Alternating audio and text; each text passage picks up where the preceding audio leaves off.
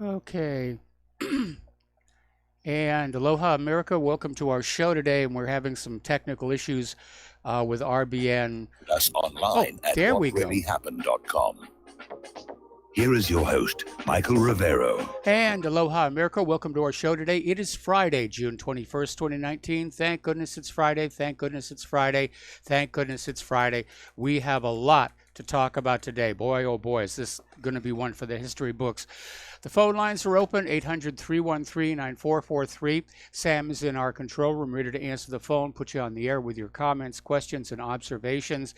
And of course, this being Friday, in hour number 3, the lovely Lady Claire will be joining us. Okay, so let's get right on into it. Obviously, the big news. First of all, it is the summer solstice. For those of you who pay attention to such things, it's the longest day in the northern hemisphere.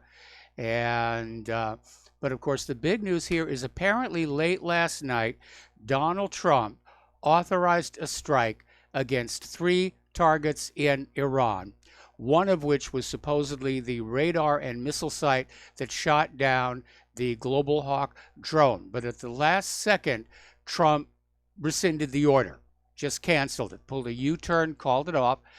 And the stories are varying as to exactly what happened. Some people are reporting that the airplanes were already in the air on the way in. The ships were already in position to launch their missiles. And then Trump basically called it up. Now, Trump is saying that he aborted the attack because it was not proportionate. There were no planes in the air, that it was a well-considered decision. And he's right. It was not proportionate.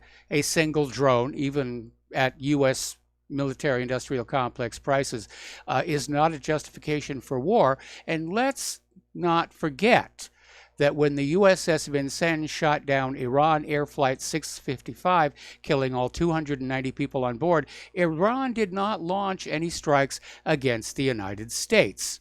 So they were being a little bit more cool about this. So I'm happy that Trump called off the attacks, but of course he is going to be raked over the coals by his opponents for this. They're going to say he was a coward, he's got his hands on the chicken switch. And even worse, when Trump was out there explaining what was going on, he was backtracking, saying that what he meant by Iran made a big mistake is that somebody inside Iran made the mistake and shot the drone down by mistake. And then he went on to make this odd comment that there was no one in the drone. And that caused more than a little bit of head scratching, because drones don't carry people. That's the whole point of a drone. There's nobody in them. And I think what Trump was trying to say is nobody got killed by the downing of the drone. That's correct. Just like nobody got killed with these little tiny firework limpet mines on the tankers. But Trump just handed more grist for the mill grinding out that his mental state has deteriorated. And I think he needs to really think about what he's going to say a little bit before he says it, because sometimes he tends to come out with things that I don't think it's what he intended to say, but of course it's going to be taken at face value by his opponents. So both Tehran and the U.S. government have come out with the ground tracks for where the drone was going, and they differ in one critical aspect, and that is the drone basically went down the coast of Iran, through the Straits of Hormuz and out, then turned around and headed back. But on the track provided by Iran, which apparently was generated with skin paint radar, apparently either the autopilot or the pilot basically cut a corner to get up to the Straits of Hormuz, because there's that dog leg bend there, and that's when they temporarily, briefly entered Iranian airspace, and that's when Iran shot them down. So there's going to be a Security Council meeting about all of this stuff on Monday. Tehran has already sent a letter to the United Nations chief saying the downed drone was in stealth mode. All of its transponders were turned off in violation of international law. It was clearly engaged in spy activity. And of course, Tehran has the advantage in terms of which story to believe. They actually have two advantages. One, the U.S. has a long history of lying. And two, Iran did succeed in recovering portions of the Global Hawk wreckage from within their territorial waters. Now, the U.S. is out there insisting, oh, no, we were in international airspace. The wreckage crashed in international waters, and we don't know how Iran got to it, but blah, blah, blah, blah, blah, blah. Okay, we're going to do a shout out now to our on-air affiliates who are just now rejoining our network. And we're talking about how we almost attacked Iran last night, but at the last second, Trump changed his mind and called it off. Now, Alex Jones is reporting that it was Tucker Carlson who just barely convinced Trump to abort the attack, saying that the neocons were setting him up to try and escalate war against Iran. And we have yet to hear anything back on that issue. But it does raise the question, how close are Iran and the U.S. to war? And the answer obviously is very close.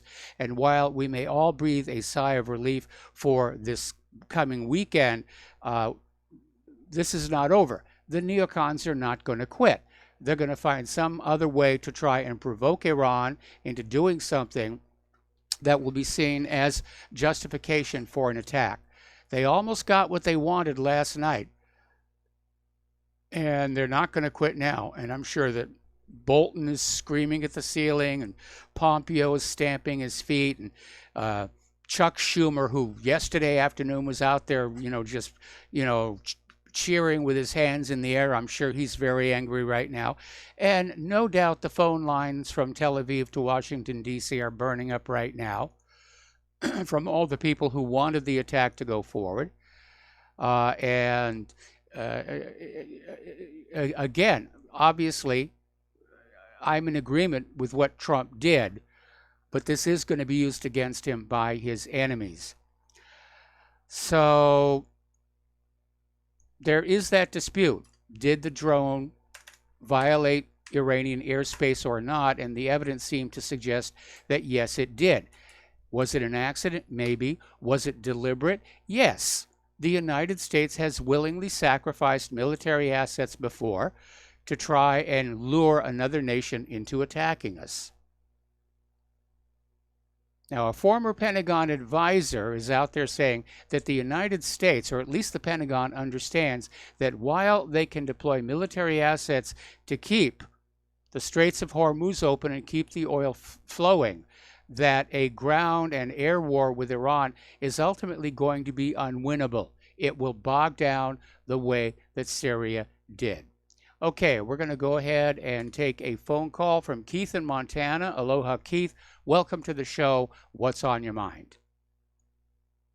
Well, I have two things for you today, Mike. One, True News is reporting that Israel, of course, as you know, is doing these massive war games over there right now. And 2 weeks before, they were doing their mass evacuation drills. But they also report that through the Devaka and all these different intel agencies, that Israel is planning to stage an attack on a Saudi oil refinery and then blame Iran for it. Anyway, I sent you the link to that in your email there. Let's see. I'm looking at it right now. No, it hasn't come in yet. So, but yeah, I would not at all be surprised if Israel were to do that. And so there's also some news in there. Yeah, Mike, there's also some news in there about how they're going to push a massive sweeping thing here through state and federal law enforcement that any criticism of Israel is going to be chomped down. And of course, it's the video is titled something about does Israel now occupy the United States or something like that. But anyway, well, I thought if you didn't get it, I'll re-forward it back to you there. Okay. But anyway, what I called for though is to say is, I was watching these videos on these this repatriation stuff for slaves, and I noticed that when they ask people, well, what do you want to pay? And none of them want to commit to doing anything like that. So I want to say my great uncle Kenneth Browning was a family communicator. He wrote dozens and dozens and dozens of letters. Whenever we went out to visit him like that, his entire table was just full of letters from family members. But he documented our family's history clear back from the first crossing of the Mayflower to the early 1400s over in England. And nowhere in that family history did any of our family own any slaves, though there were 3 that were scheduled to be burned as witches in Massachusetts but escaped. But anyway, Correction, current population, nobody was burned in Massachusetts for witchcraft. They were all hanged. well, whichever, but they escaped, So anyway, China's current population right now is 1.4 billion, a little over 1.4 billion people. And right now, there are current Chinese slaves in California, which you can Google that and find that out. I mean, it's a growing problem. And what gets me is, like in 2017, a non-Indian with a Hispanic name was sentenced to life in prison for the murder and assault on the Crow Reservation over here, not too far from me. And this is for a double murder, for second-degree murder, and attempted to commit murder on another little girl there, the daughter. What I'm getting at, though, is should we have to pay for the crimes that other people commit? No, of course we shouldn't. On Twitter.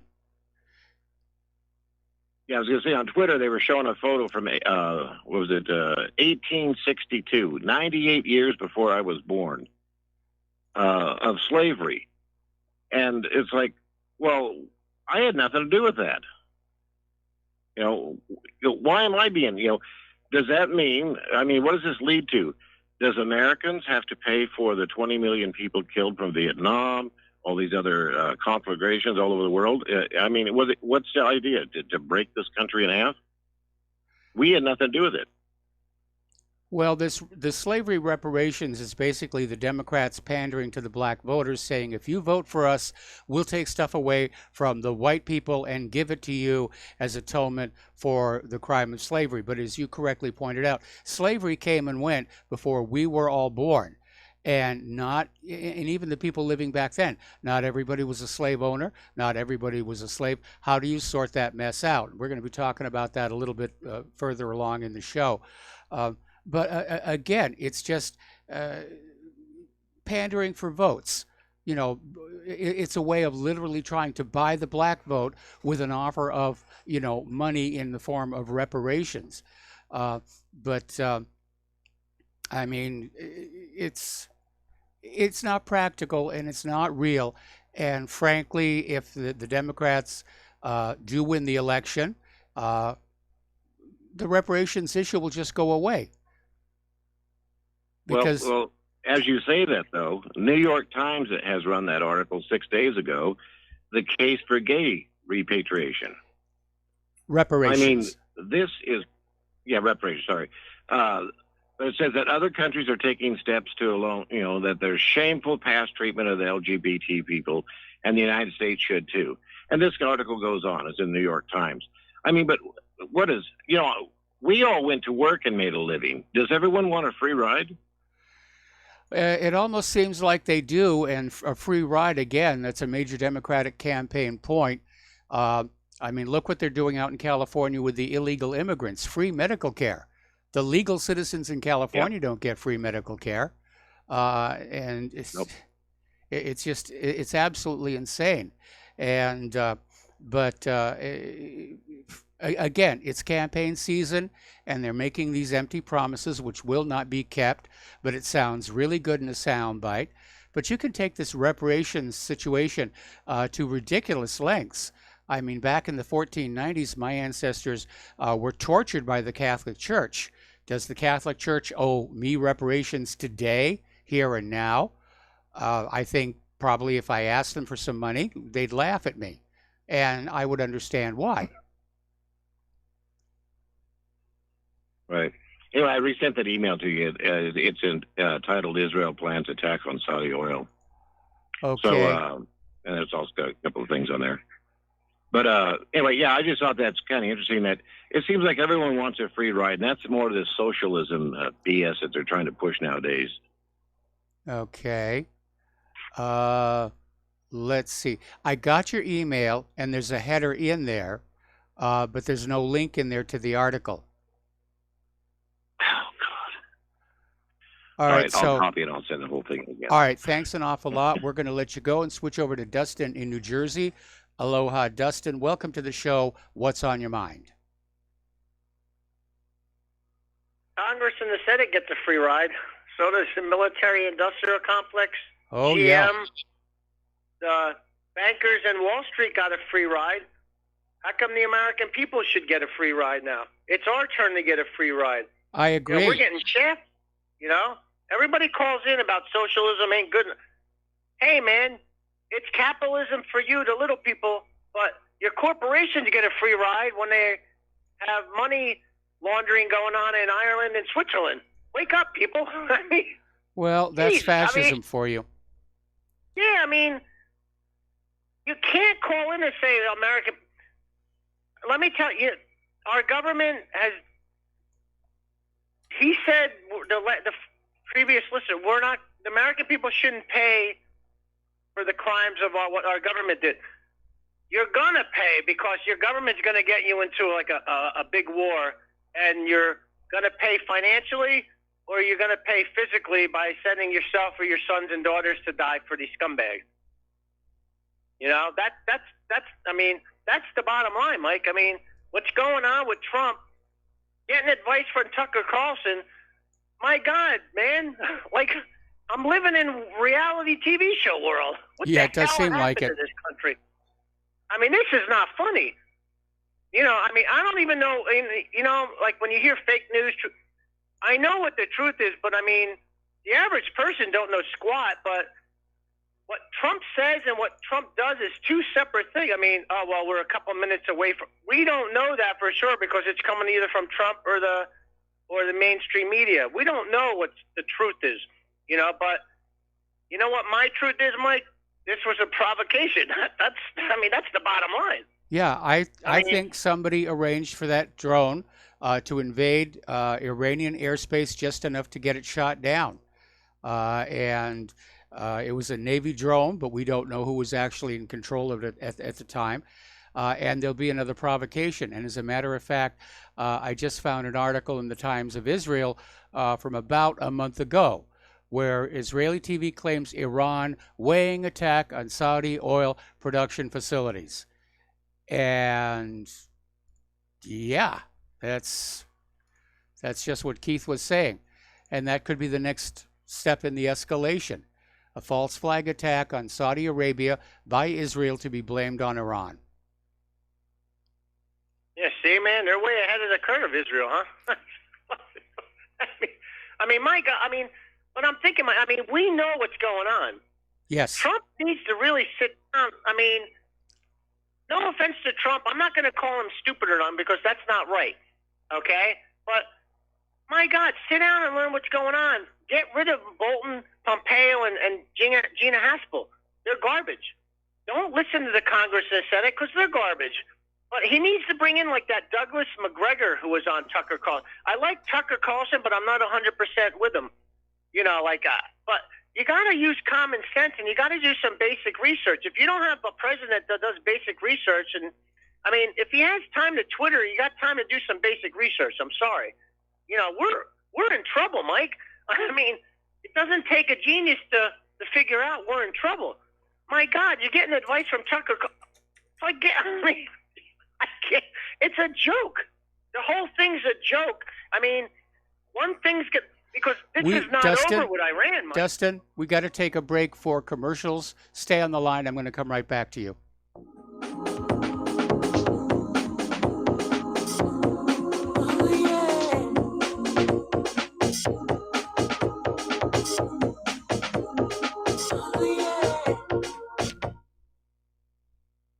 Corporate media dominates the American opinion. Finding independent voices that counter this avalanche is becoming increasingly difficult. With the endless corruption running rampant throughout our government, independent voices are needed more than ever to battle the offensive against our freedoms and liberties. As a listener of RBN, no one understands this concept better than you. Now it's up to you to do your part. The time has come for you to take action and begin broadcasting the truth to hundreds or thousands of people every month. Sound impossible? Quite the contrary. With pointed slogans from LibertyStickers.com, you can reach countless sleeping Americans unaware that they live in a real-life wonderland. LibertyStickers.com has a huge inventory of political bumper stickers and messages that reflect the truth about our government, our politicians, and the future of America. With so many in stock, there's one perfect for you. Visit us today at LibertyStickers.com. Again, that's LibertyStickers.com. Do your part. Your voice is important. Let it be heard. Folks, we're living in a world the likes of which we've never perceived any clearer than we do now. The plan for global governance has been in the works for generations and would have likely been achieved by now, but for the fact that the globalists left open their Achilles heel. With all their tools, Federal Reserve System, fiat currency, no child left behind, and then Common Core education introduced to our schools to dumb us down, vaccines, pharmaceuticals to lobotomize us, GMO foods, insertion of compromised or bought and paid for politicians, judges, mainstream media propaganda, all pieced together like a puzzle designed to ultimately bring the world under submission. But with all their strategy, they forgot one thing: knowledge. And knowledge is power. With knowledge, their bombardment is nullified. Folks, with that, as brilliant and knowledgeable as you've become, among the wisest audience of any radio audience in the world, and you are, I want you to take a moment to reflect and ask yourself, how much of that knowledge did I obtain from Republic Broadcasting Network? How high has my consciousness been raised since I've been a listener? How fast am I now able to discriminate truth from fake news by being a Republic Broadcasting listener? How clear am I now able to see the world since I've been listening to RBN? Ask yourselves those questions, folks. Then ask yourself, what is that knowledge worth to me? Like my morning coffee, how would I survive without it? A voice of truth in a sea of lies. Do we not all need to make sure it survives? Like public broadcasting, we are now finding we can only survive with listener support. Censorship, advertisers being attacked, truth itself being attacked. It's the only way through this. We at Republic Broadcasting humbly ask you to become a supporter. Look at your budget and make a determination of what Republic Broadcasting is worth to you and what you can afford on a monthly basis. Go to republicbroadcasting.org and pledge 20, 30, 40, 50, if possible, 100 a month or more if it's affordable. Click the donate button and become a regular monthly donor. Assure both us and yourself that Republic Broadcasting truth will continue to flow like that morning coffee. The network thanks you. When all this twisted steel was swept away, did these remaining holes reveal what's really happened? And aloha, America. Welcome back to our show here. And it is time to ask yourself, what is Republic Broadcasting worth to you? What is whatreallyhappened.com worth to you? Because we are under severe stress. People are messing with us. They're messing with our advertisers. They're trying to basically shut us down any way that they can. And we need your help. It is that plain and simple. Now, first of all, for those of you who've already donated, our heartfelt thanks. We appreciate it, and probably without your help over the last several months, we might not even be here now. But we do need your help, and this is a call out to those of you who have not yet donated. And I know it's a lot to ask in these hard economic times, and it doesn't have to be a lot.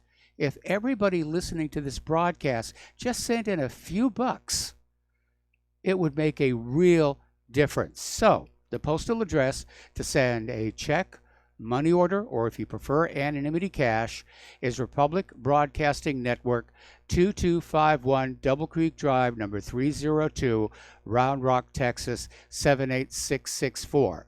The phone number where you can make a credit or debit card donation or pledge to be a recurring subscriber is 800-724-2719, extension 1 during business hours, extension 3 at all other times. And of course, there's a big donate button over at whatreallyhappened.com.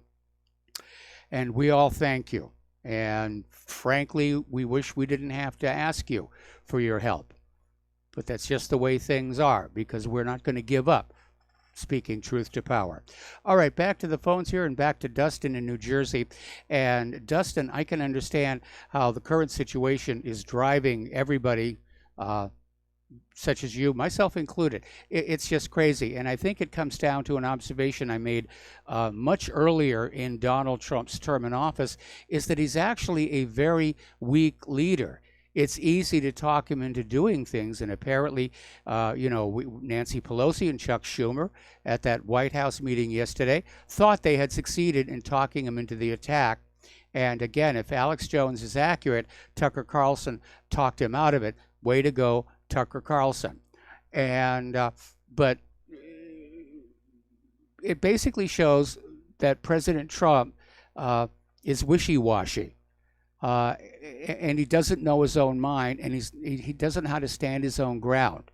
And that's a very dangerous situation when you have people like John Bolton and Mike Pompeo and Gina Halperns out there saying, and not to mention Netanyahu, out there saying, go on out and get Iran. It's time to get Iran. This is the new American century. We're just going to make war on everybody. And other people like MBS and the British, Boris Johnson and the other defense members, the defense secretary that leaked the Huawei deal. There's a lot of elements out there, but I mean, Trump's got to start waking the hell up. I mean, you're the president of a country. You can't just dilly-dally doing Twitter. I mean, I don't understand. I mean, my God, it's like I'm living in a goddamn fantasy land here, Mike. I mean, a couple minutes before, 10 minutes to midnight, Mike. Remember that? Yeah, I mean, come on, people. Going to war with Iran, this is not a joke now. You'll engulf the whole region, and oil prices will shoot, and you're going to have a freaking bad day. Oil prices are already way up. Oil prices are already way up, which means you're going to pay for all of this nonsense at your gas station the next time you fill up. And going to war with Iran. Even the Pentagon is saying it's going to be a quagmire, and we're going to be up against Russia, and it's just going to take one mistake, and we'll be in World War III for real. And I know that there are elements within our government that have been preparing for it. Earlier today, before the show, I went out to a YouTube video, and I just entered the search string, trains with tanks, because people keep sending me these videos of these very long trains with these brand new tanks going down the railroads around basically the Gulf States area, presumably heading for ports there. And there are so many of these. There's a lot of armor out there, and we don't know where it is or where it's going. So somebody somewhere thinks there's going to be a major confrontation with another country that likes to do battle with tanks. Isn't that sad, Mike? At the end of the day, this is what empires look like. A welfare and a warfare state. Yes. Okay? This is what we are, people. A warfare state. We kill people. Women, children. That's the reality. And, Mike, on the economy, real quick, on Trump, because, I just don't understand, because we all know the stock market is a fake indicator when you look at, like, U.S. Steel. Did you see they're shuttering the plant in Gary, Indiana? Yep. Yeah. Not only that, Mike, but you got like 70% of the Class A truck orders are in decline. 70%, not 7%. I mean, these are indicators of what's going on in real. They are. That's all I got to say, Mike. Have a good show. All right, thanks. We got to take another break for commercials. We got more callers waiting on the line, and we'll be right back.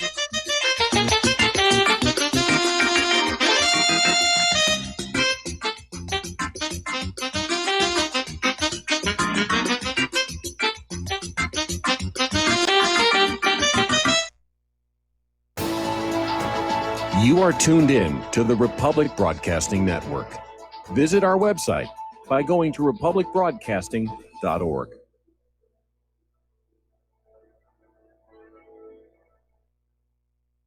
Homeowners, are you in foreclosure, expecting to be served with a foreclosure lawsuit, or suspect your lender has coerced you into an illegal mortgage transaction?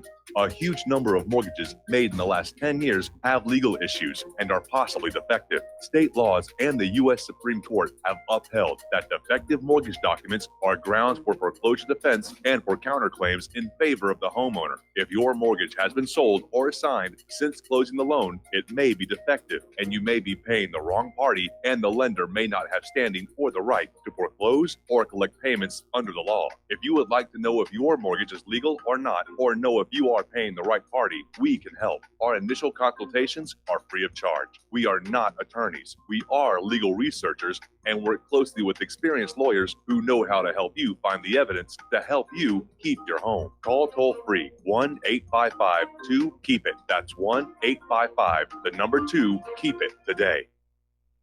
Tired of being lied to by mass media? It's growing more and more apparent today that news is received less and less through standard media outlets. Even with a growing audience every day, RBN is beginning to direct more efforts into social media. Social media and the use of the internet is fast becoming the primary source of people for news, regardless of demographic. RBN has set out to provide some of the best news on the internet through republicbroadcasting.org, and also has begun to use the tools to our advantage by way of social media. Republic Broadcasting is now operating a Facebook page to function as yet another avenue to have our collective voice reach new audiences across not only America, but across the globe as well. The Facebook page features not only news, but also an RBN player to listen to our broadcasts.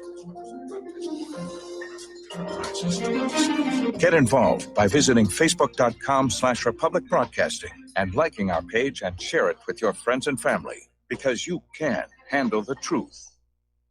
Without the right accessories, any guy can be off the mark. Whether you've invested thousands in your arsenal or you own a single trusted firearm, a visit to AROutfitting.com is in order. It's one of the finest online selections of tactical optics and AR parts and add-ons, like EOTech, quick target acquisition with no peripheral loss. Browse the full range of Nikon scopes and binoculars.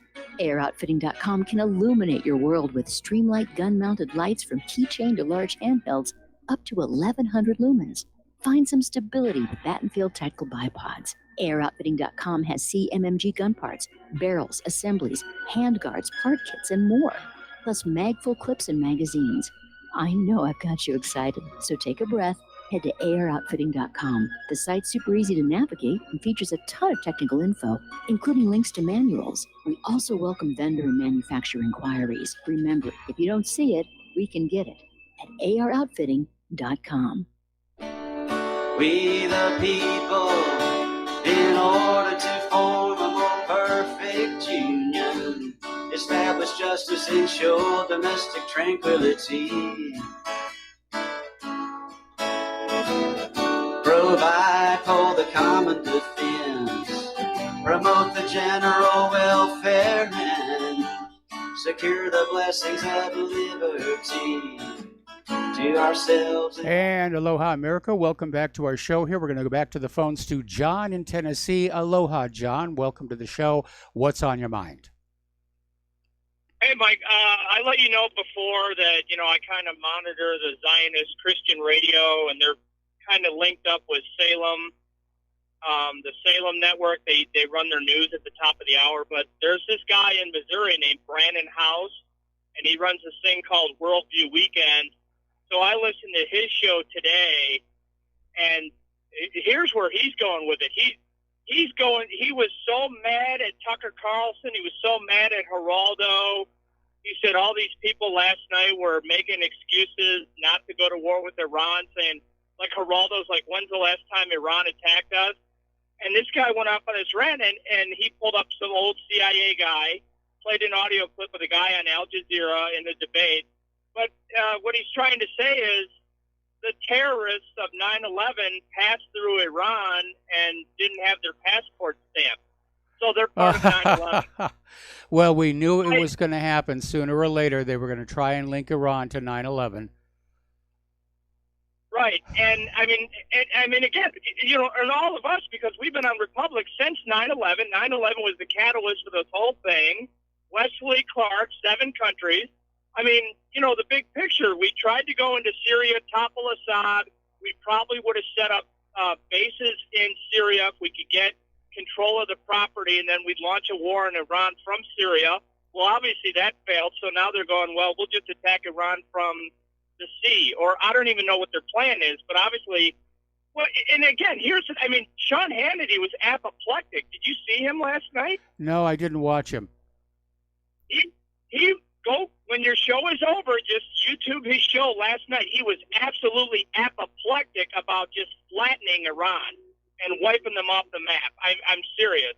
But, in context, and I'm not giving Trump any credit because I still think he's a politically elite guy. He's part of the ruling class. He's just a different animal. They don't like him. But he gave Israel Jerusalem.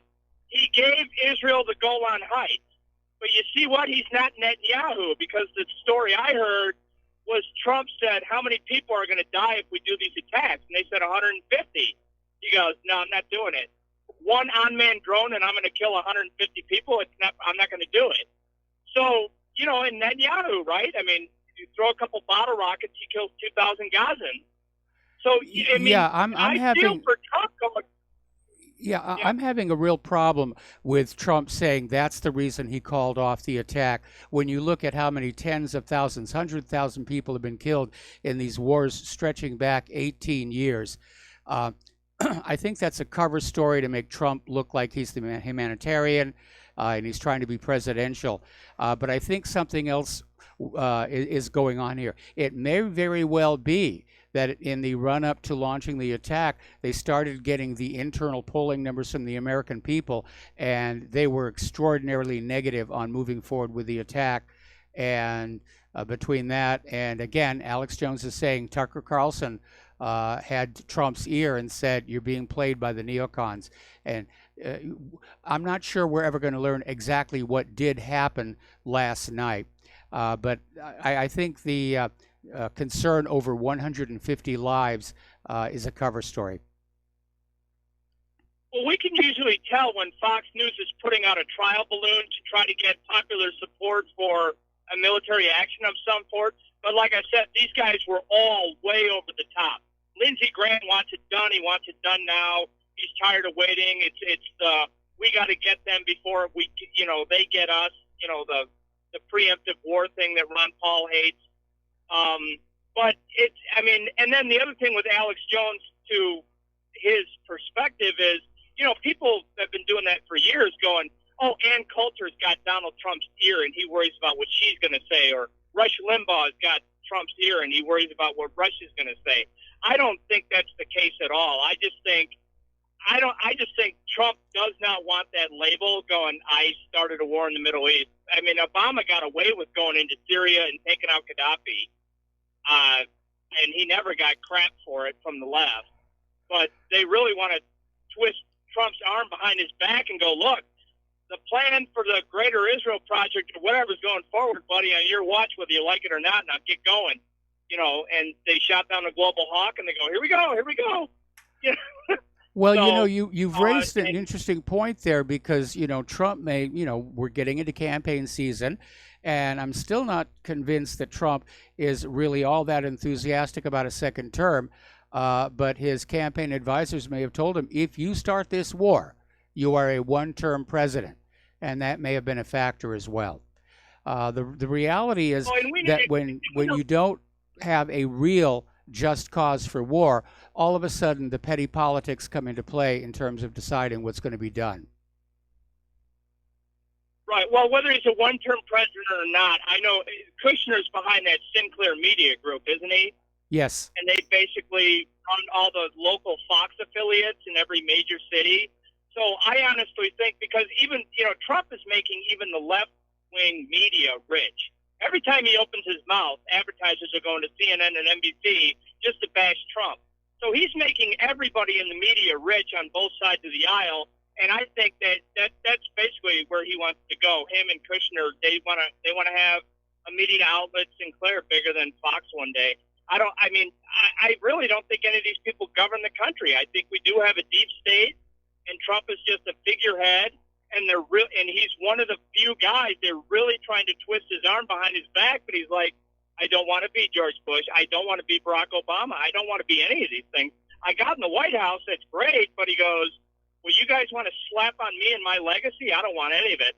Yeah, if you guys are going to do this, then I'll get the hell out of your way. Go ahead. You guys want to blow up the Middle East, but it's not going to be Trump's war, right? That's what they said it would be. Yeah. It would be Trump's war if he attacks Iran. Okay. All right, Mike. Well, it goes back to 9/11. We all know it goes back to 9/11, but we got to push back on all these idiots who are going to sit here and go, oh, Iran's tied to 9/11. Oh, bull. Yeah, that's really out there. I mean, 9/11 is the one-stop shop for starting a war. Oh, Estonia was behind 9/11. The 9/11 terrorists traveled through Japan without getting their passports stamped. I mean, that's really a bit of a reach. That's an exact quote, too. That's an exact quote, is they didn't have their passports stamped. I mean, it doesn't get more stupid than that. No, it really doesn't. Iran didn't help organizationally, but because they didn't stamp their passport, they helped them travel. Okay, they're in. Take them all out. All right. Thanks an awful lot. We're going to switch over to Tony in Puerto Rico. Aloha, Tony. Welcome to the show. Thank you for waiting patiently, and what's on your mind? Yeah, hello, Mike. I have a solution to your financial problems. How about taking some time off and write a book? What do you think? Well, when I get to Indiana, I mean, I've got two books that are partway through. One, of course, is The Blueprint for the New America. The other is actually a work of fiction. And I sort of got derailed when Claire hurt her back, and I need to sort of get back in the saddle on both of these. But between now and the end of August, any moment that I'm not working on the website or doing the radio show is all about starting to pack, getting rid of stuff we don't need anymore, about trying to make sure we are going to have enough money to actually make this happen, because we're right on the knife edge of being, even with all the generous help coming from our family back in Indiana, we're right on the edge with this. Okay. All right. Thank you, Mike. All right. Thanks. And we're going to switch over to Mike in Brazil. Aloha, Mike. Welcome to the show. What's on your mind? Hi, Mike. I wanted to touch on three topics here. First, reparations, then the war, and then the last one on the list is donations. Since I live in Brazil, I like to make a donation, but the problem is I don't know how to do this because I live in a foreign country. So I don't know how to go about this. Contribute to RBN, because RBN is really the lifeblood of the United States, really, so to speak. Because without RBN and networks like them, we would be completely in darkness. We wouldn't know what's going on. So I figured, I said, the money that I spend on cigarettes, I might as well just donate it to RBN, because I spend quite a lot on cigarettes. So I might as well just quit smoking and send the money to RBN. What do you have any suggestions? Basically, anybody in any foreign country that is not currently under sanctions or whatever can send a check to RBN, and RBN takes it to their bank, and they deposit it, and then the bank will do a currency exchange from whatever that foreign currency is into U.S. dollars, and then whatever that amount is gets credited to RBN. And here at whatreallyhappened.com, we occasionally get a donation from another country, and it's a little bit of extra paperwork we have to go through at the bank. But again, gratefully received and much appreciated. Mike, I forgot to tell you, my bank is in Tampa, Florida. Okay, so I don't need to write that particular check. The problem is I don't have a checking account. What I have is a plastic card, which is a debit card. I'm retired, so I get Social Security benefits. So well, you can make a donation with your debit card. You just need to call 800-724-2719, extension 1. And there'll be somebody in the office for the next 2 hours, and they'll just take your debit card information. And again, thank you for the donation. Now, you wanted to... I'm sorry, you said something? No. I Okay. didn't say anything. No. You wanted to talk about reparations. Yes, sir. Yes, I want to talk about reparations. Okay, I'm the descendant of Eastern Europeans. Okay, and I lived a good part of my life in Eastern Europe. And as I understand, at the Alta Treaty in 1945, ex-President Roosevelt, ex-Prime Minister Churchill, and that butcher Stalin made a deal, and they literally sold Eastern Europe to the Soviets. Okay? Now, am I entitled to ask for reparations from the United States government since my people were oppressed because of that? I think I'm more entitled than the blacks are, because 9 out of 10 slave boat owners were all Jewish. Go sue Israel for that. Okay? Yes. Only 1 out of 10 were not Jewish. Only 1 out of 10. That is literally 90% of the slave merchants were all Jewish. And I dare somebody to contradict me on this. I researched this Well, subject there's very another well. dimension to this, and that is the fact that the people who sold Africans into slavery were other Africans. So why not demand That's reparations right. I know from that them? Too. And another thing, Mike, do you know there is a country in Africa called Liberia? Yep. That's a country founded by the ex-slaves who emigrated to Africa, and they formed a new country called Liberia. Now, why don't all these blacks wanting reparations from the whites, meaning me and you, why don't they go to Liberia? Hey, it's a paradise, isn't it? Come on, let them go there, okay? If they hate this white supremacy stuff, just let them go there. Let's see how they score when they go there. I want to see if they're going to get welfare and all that stuff. I worked all my life since I was 14, Mike. I used to wake up at 4:30 in the morning and show up at work at 5 o'clock, working 15-hour shifts to have what I have. Okay? And these people think they're entitled to my work. They're entitled to my taxes. I just saw a tweet from AOC, Alexandria Occasional Cortex, or Occasional Brain, I might add. And you won't believe what she was spouting, Mike. I just couldn't. She was grilling this guy from the FBI. I think he was from the FBI. Why isn't something classified as domestic terrorism and is classified as hate crime? And the guy tried to explain to her, look, we don't have the statute for that because this does not go into this particular category. And she kept asking the same question over and over again, and the guy got really pissed because you can only ask so many times this question. So I'm thinking, I said, well, if blacks are entitled to reparations, though, so am I, because my people were enslaved by the Soviets, okay, for 70-some years.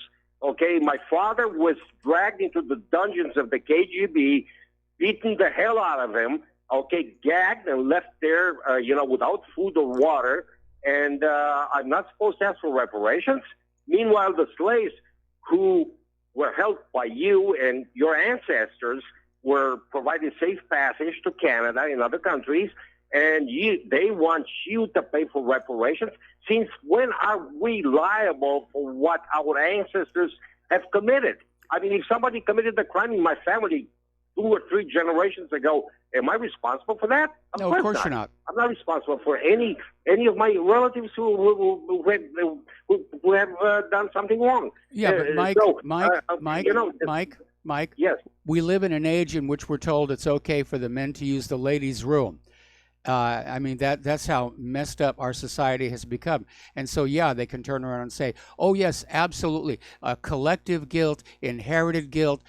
Your great ancestors did something really horrible. And so now you owe the descendants of those victims money. And it's great to campaign on. And as I said, the Democrats are pandering for the black vote with this. Well, they're not going to get any money out of me, Mike. I can assure you that. I don't right? think they're going to get any money anyway. Even if the blacks vote the Democrats in on a platform of reparations, it's never going to happen because nobody's got the money. Mike, they're pushing for it, and they're I going to know get they it. are. Believe me, they're going to get it. Mark No, they're my gonna words, sell what I'm it. telling you, they're going to get this thing. They're going to sell They're it. going to gonna raise the sell the idea. taxes. I mean, if they actually you know, try I saw a great. they could literally start a civil war with this Well, they idea will. that, This is my next point. This was my next point I was going to make. Okay, these people are pushing us, meaning you, because I don't live there, but you folks living there, they're pushing you towards a civil war, and this Yes, is they not are. Gonna be funny. It's not going to be very nice. Okay, Mike, I got to let you go. We got to take a break for commercials. We've got other callers waiting on the line, and we'll be right back.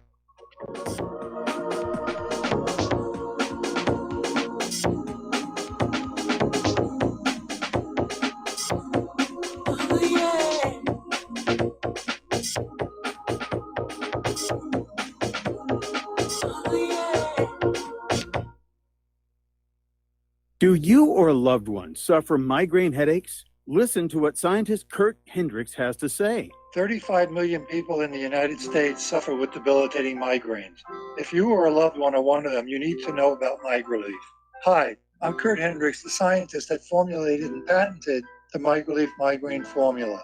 MigraLief is a non-prescription dietary supplement recommended by neurologists, pharmacists, and pediatricians to address nutritional deficiencies in both adults and children over 2 with migraines. Try MigraLief for 3 months and see the powerful difference it can make in your life, or get your money back, no questions asked. Go to MIG911.com or call 800-MIG-7354. You can change your life today. So if you suffer from migraines, don't wait. Call 800-MIG-7354. That's 800-MIG-7354 or visit MIG911.com.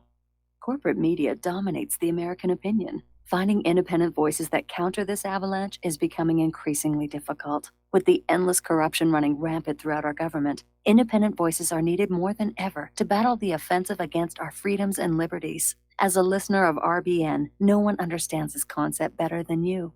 Now it's up to you to do your part. The time has come for you to take action and begin broadcasting the truth to hundreds or thousands of people every month. Sound impossible? Quite the contrary. With pointed slogans from LibertyStickers.com, you can reach countless sleeping Americans unaware that they live in a real-life wonderland. LibertyStickers.com has a huge inventory of political bumper stickers and messages that reflect the truth about our government, our politicians, and the future of America. With so many in stock, there's one perfect for you. Visit us today at LibertyStickers.com. Again, that's LibertyStickers.com.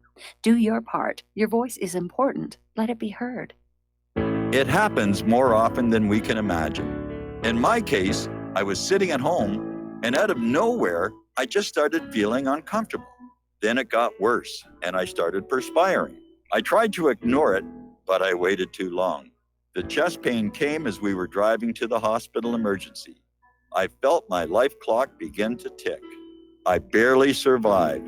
There was lots of damage done to my heart. What do I do now? I was lucky. I took a leap of faith and tried a 7-herb formula with hawthorn, garlic, cayenne, and more called Extendivite. Herbs have been used for thousands of years to keep us healthy. If you're not using Extendivite as a preventative supplement, maybe it's time to start. To order, call 1-877-928-8822 or visit heartdrop.com. Extend your life with Extendovite.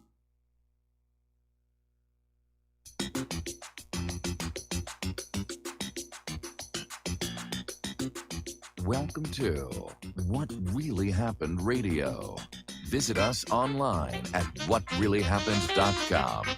And now, set your eyes on the future and let's consider what really happened. And aloha, America. Welcome back to our show here. And we're going to go back to the phones to Mark in North Carolina. Aloha, Mark. Welcome to the show. What's on your mind? Hey, Mike. What's up? Hey, listen, I think what might have affected Trump's decision last night is tweets like mine. I'm not saying myself, just because I'm sure probably millions of people have been tweeting Trump and saying, do not dare do it. Do not dare get us into another war. Leave Iran alone. Get out of the Middle East. bring our troops home, support our troops, bring them home. I've been tweeting that to him quite a bit. Okay. I've also called my congressman. I'm sure a lot of other people called the congressman, told him, you know, that he would be a dead meat, you know, politically, as far as I'm concerned, if he doesn't do something, at least do something to try to stop this. And I'm sure other people did the same thing. I think this really had something to do with it. By the way, as far as talk radio goes, I call it corporate talk. Yes. People like Kennedy, Glenn Beck, Limbaugh, these people, that's all they are. They serve the corporate establishment, and they serve the Zionists and other neocons. Okay, that's all they are. I didn't hear what Hannity said, but I heard a little bit of him yesterday driving home. I have XM radio, and I have on for a few minutes, and he was talking about, we got to go bombing and this and that. And I didn't watch. I don't have to get Fox News now, so I didn't watch the show. However, I heard Mark Levin's diatribe today, listening to David Knight there at InfoWars, and it was disgusting. It was. I'm not surprised, but it was disgusting about what an enemy they are, how evil Assad is, and how evil Putin is, and all this other claptrap garbage by this vicious neocon there, Mark Levin. So I also tweeted Levin afterwards. He'll probably block me after this, because when he was on Facebook, I said something to him right away, and the next thing he blocked me. So, but I told him he's a warmongering neocon. He was defending Bolton, by the way, and so is Glenn Beck. I normally don't listen to a lot of these guys, but Beck I listened to this morning just to see what he's had to say, because I want to know what the enemy is thinking too. And Beck is an especially devious, deceitful type. He flips and flops all around. He talks he belittles, for instance, the idea that those ships were a false flag, and yet his one of his books, the only book I really read of his, was called The Overton Window, which was all about false flags, including what they wanted to do, a combination of the government and corporate power wanted to launch a nuclear attack on Vegas. That was what that book was about. And he said it's faction, not fiction. He made it clear that he believed. So he's a liar and a rat. He also then had, what's her name? That's when I was really got smart to him. He had that woman that was running, what's her name? Miranda, something like that. Yeah. Anyway, she was running for governor of Texas. You remember who I'm sure you remember who I'm talking about, right? I think so, yeah. But I don't remember the name either. I think it was a Spanish name, and he ambushed her on his show. Okay, listen, So, Mark, I got to put you on hold for a minute. We got to take a break here for station identification. Do not hang up. I'm going to come right back to you. We'll be back after these few words.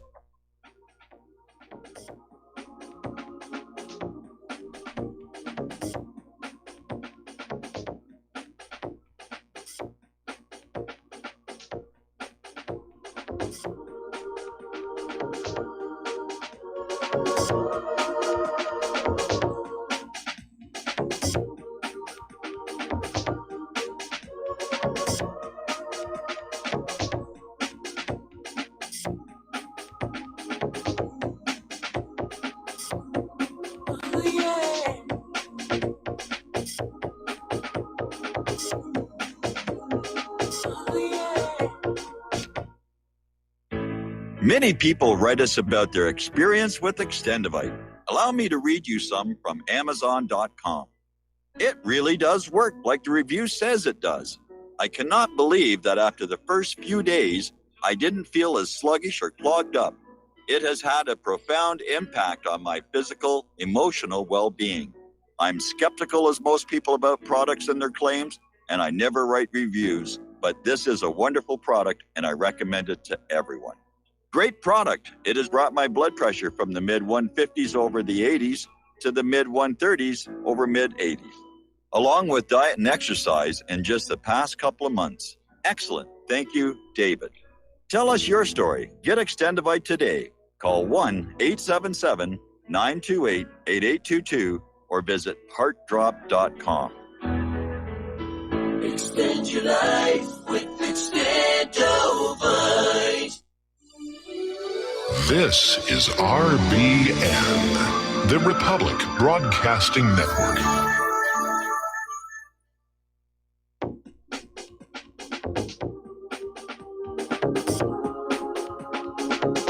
What Really Happened with your host, Mike Rivero, because World War III is a really bad idea. Here is your host, Michael Rivero. And aloha, America. Welcome back to our show, hour number 2. The phone lines are open, 800-313-9443. We're talking with Mark in North Carolina, and we're talking about what's going on with Iran. And what was really interesting is only yesterday we had a caller who said they were convinced that there was not going to be an attack on Iran. And, well, there hasn't been yet, but we got awfully close last night. And as I mentioned earlier in the show, I went out on YouTube and I did a search for trains with tanks. There are a lot of these videos shot across the United States by people sitting at railroad crossings. And there are these very long trains carrying all of these armored vehicles. So they whip out their cell phones, they get the video, and they post them. So there's a lot of armored material out there. We don't know where it is or where it's headed. So maybe the Pentagon really didn't lose all those trillions of dollars. Maybe they actually went on out and spent it, but they just didn't want the American people to know that they were doing that much preparation for a major war. Anyway, Mark, what's on your mind? Mark, are you there? Oh, yeah. I'm sorry. You hear me now? I hear you now. Okay, yeah.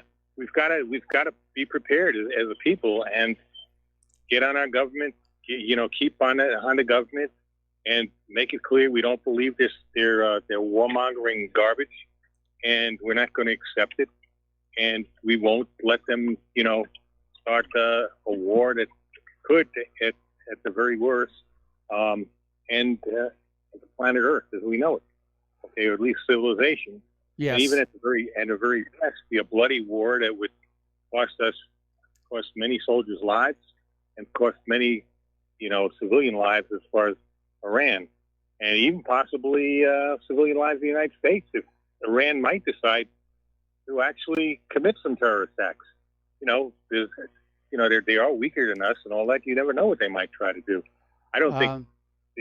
I don't know. I don't know how much weaker they are than the United States. I mean, they're fighting on their home territory. The U.S. military is spread all across the globe. Yes, the United States has nuclear weapons, but we even have people at the Pentagon saying that going into Iran on a ground war is probably going to be unwinnable because Iran is going to be a much more serious adversary than Iraq was. I mean, Iraq had been, crippled by sanctions to a much greater degree than Iran has. And especially after the Iran-Iraq war, their military had been drawn down. So I'm not sure that Iran would be a slam dunk. Like I said yesterday, my worst case scenario would be for the United States to just go ahead and preemptively use nuclear weapons against Iran's nuclear facilities. That, in particular, that centrifuge factory inside that mountain. But we still don't know what the other two targets were last night. We know that one of them was the radar and missile complex that shot the Global Hawk down, but supposedly there were two other targets which so far have not been identified. Well, the whole thing is, and what some of these crazy neocon corporate talk show hosts are saying is, we have so much power, air power, we don't even have to put our troops on the ground. And of course, they're idiots believing that, because first of all, the minute we start bombing, Iran would probably answer by firing on our ships, and they do have the missiles to do a lot of damage. Yes. And on top of that, we close the Straits of Hormuz. Yes. Throw the entire financial markets all around the world into turmoil. We'd wind up having to pay, $10, $15 a gallon for gas. Yeah, something like that. There might not be any gas at all. So eventually, at that point, they would have to invade Iran, and that would be that would be a disaster. I mean, eventually, probably we would prevail because we are still a much larger military and stuff like that than they are. That, of course. Well, we thought the same thing going into Syria, and we got stalled in Syria. We just got kicked out of Afghanistan. I think the idea of America's invincible military is turning out to be an illusion. And yes, there's a huge amount of money that's spent on that. But if you look at the quality of the weapons being produced with all that money, like the F-35, it may all be, a paper tiger. It could be. I tend to believe you're right. I also don't think the quality of the American troops these days is as good as it once was. I think they would also have to have a draft, and that would lead to a disastrous result.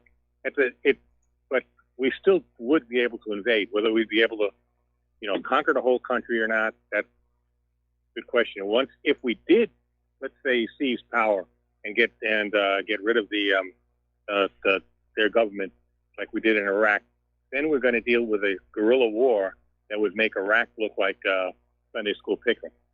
Because a much bigger country, people are very nationalistic there. They don't want to be invaded. There would be I go sometimes on to look at some of the National Geographic stuff on YouTube about Iran. People go there and hike and do whatever. Very mountainous, very rugged areas. It would be very difficult to totally dominate that country. It would be. And, it's very bloody. It would be very bloody for American troops.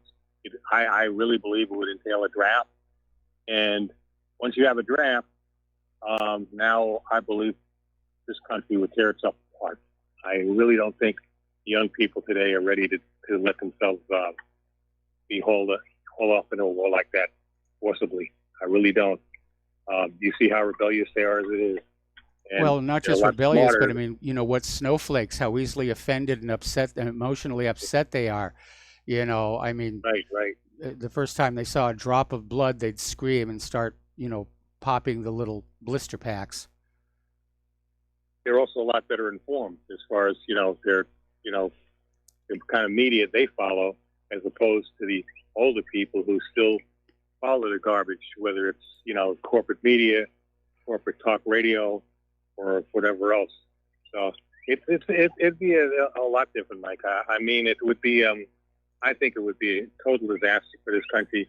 Now, what turned Trump last night, I don't know.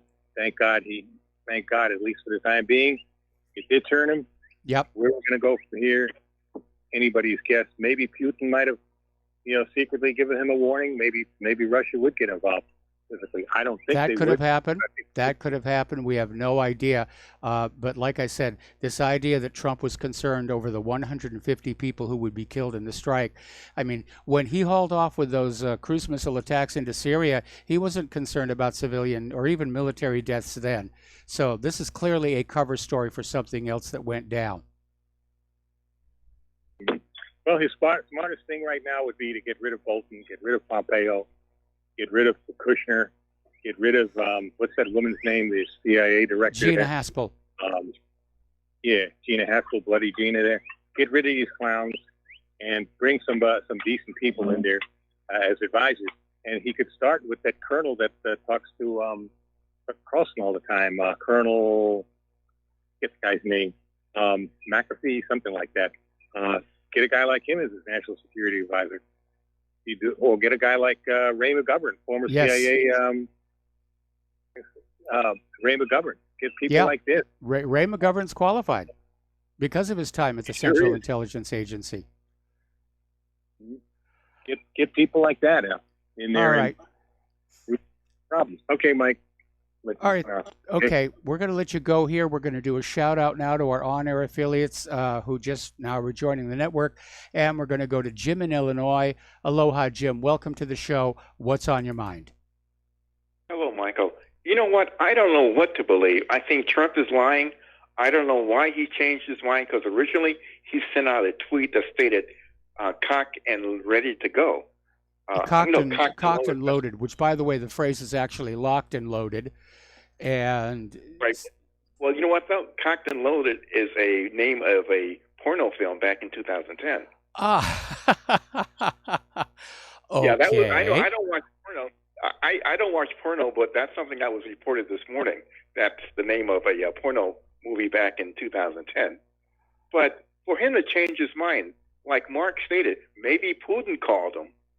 I don't know, but for some reason, all of a sudden you want to change your mind, knowing that the planes are in the air, is really, really kind of strange. Yeah, we don't know what happened, but that concern over 150 deaths, that's clearly a cover story. Again, looking back at Trump's cruise missile attacks into Syria, he wasn't concerned about deaths then. Right. I know right now the Iranians, at least last night, they were calling him chicken. They said, you are too afraid to bomb Iran. Maybe Well, that was a dumb thing for the Iranians to do.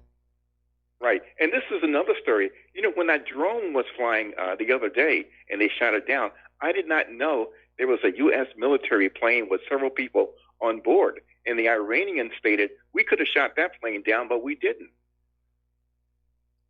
Well, I saw another story, and again, everybody's putting these stories out there. I saw another story that there was a commercial airliner in the area that the Global Hawk was trying to use to shield itself, and apparently that did not work. Right. Well, right now, all the commercial airlines are no longer flying in that area. Yes. Well, I don't know about other countries, but certainly for the U.S. airlines, the FAA has issued a NOTAM to basically stay out of that area. Right. So, well, Michael, I'm going to let you go. You take care. All right. Thanks an awful lot. We're going to let you go. Okay. So basically, National Security Advisor John Bolton, who has this history of making false and misleading statements, a lot of people are saying the fact that Bolton is there, that Trump's policy goal is to provoke Iran. Well, we've heard Trump say that he doesn't really want the war with Iran, but it's certainly being cheered for by everybody around him. Mike Pompeo was out there again saying, Iran has provoked us, Iran has done this, Iran has done that. And he completely ignores the original provocation, which was the U.S. withdrawal from the JCPOA nuclear deal, followed by all of these intense sanctions. But Mike Pompeo is out there saying, oh, well, Iran did this and Iran did that, as if this continued economic war and abuse is somehow right and just, which it really isn't. Anyway, the FAA, as I was just telling him, has issued an emergency order to all U.S. civil aircraft, prohibiting all American aircraft operators from entering the Tehran Flight Information Region in the area above the Persian Gulf and the Gulf of Oman. And it simply says it prohibits any airline or aircraft operator from flying within Iranian airspace in the region where the drone got shot down. Now, interestingly enough, there was a story that came on out because, Iran is threatening to start enriching more uranium and expand its stockpile past the limits in the P5+1 deal. They're not talking about greater enrichment, although Pompeo is out, I'm sorry, not Pompeo, Lindsey Graham is out there saying, clearly, Iran is getting ready to enrich to the level needed for a nuclear bomb, and that is the red line we cannot ignore. So they're just, if at first you don't succeed, lie again. But apparently the Russian vice president has announced that Russia is ready to help Iran with oil exports and bank support if the European Payment Program is not launched. This is coming from the Interfax news agency. So we know that Russia and Iran have been moving closer together. And so what Russia is saying is they're going to help Iran weather the U.S. sanctions, and hopefully that will convince Iran to continue to comply with the requirements of the P5+1 deal, even though the United States has not. Over in Saudi Arabia, where I guess they're starting to be concerned about world opinion following the U.S. Senate blocking the arms sales to them and various other things. They have canceled the death sentence issued against a teenager, Murtaha Quirires, who's now 18 years old, who led anti-government protests at the age of 13. Now, the Saudi prosecution sought the death penalty for allegedly committing a series of crimes, including participating in anti-government demonstrations. And some of the charges date back to when he was just 10 years old. Well, apparently, Saudi Arabia is now saying the boy will not be executed and he could be released by 2022. It's a very strict regime over there in Saudi Arabia, but they're our friends, and that makes it okay here. The United States has added Saudi Arabia to a blacklist of countries that do not play a significant role or a sufficient role in fighting human trafficking. And according to the U.S. Annual Report on Human Trafficking, Saudi Arabia has failed to prevent large-scale violations committed against its foreign labor force. The U.S. has also accused Cuba of human trafficking under the guise of a program to send doctors abroad, pointing out that similar action has been taken against 22 countries. So this is the United States throwing its weight around again. And I think probably most countries are getting kind of sick and tired of that. All righty. Now, Saudi Arabia has bought $300 million worth of spy software from Israel as part of a large-scale military deal. And apparently this was part of Saudi Arabia responding to tightening restrictions on such products coming from the United States of America. So Israel's going to make out real good on this thing. Over in Georgia, and that's Russian Georgia, not American Georgia, apparently the anti-Russia protests are turning violent, and the Georgian opposition leaders said they would hold mass protest until parliament was dissolved. Moscow's condemned the rallies as Russophobic provocation. It looks to me like it could be another U.S. regime change program underway. All right, we're going to go back to the phones. W in Texas, aloha, welcome to the show. What's on your mind? So I see it's been mentioned trying to figure out why Trump, I guess, quote unquote, backed down. Well, I'm looking at the Jerusalem Post here. It says Iran, and I quote, Iran says it refrained from shooting down a U.S. plane with 35 on board, dash Tasnim News. I guess that's an Iranian newspaper. Yes. So you're trying to figure out what happened. It's just a guesstimate here. But if there was an additional passenger aircraft accompanying that drone, then you're wondering why he backed down. Maybe there was a preparation for them to potentially hit that passenger plane. So my question is, where did that plane? You're right. That may have been. Where did that plane come from? That may have been the real plan right there for Iran to down a passenger plane, and then the invasion would have been on. So where did that plane come from? Where was it going? And who was on that plane? Because I can't imagine somebody volunteering to be like, yeah, I'm going to get on this plane here for whatever mission. This is really strange. I'm really curious where that plane was coming from, or who, whatever. But that would be worth looking that's my into. guessing. And I don't think anybody got on that plane thinking that they were going to get shot out of the air any more than the people who got on the planes on 9/11 knew that they were being set up to be sacrificial lambs. Yeah, so I just saw that today. That's from the Jerusalem Post. So for whatever that's worth, just saw that today. That's it. Thank you. All right, thanks an awful lot. We're going to let you go.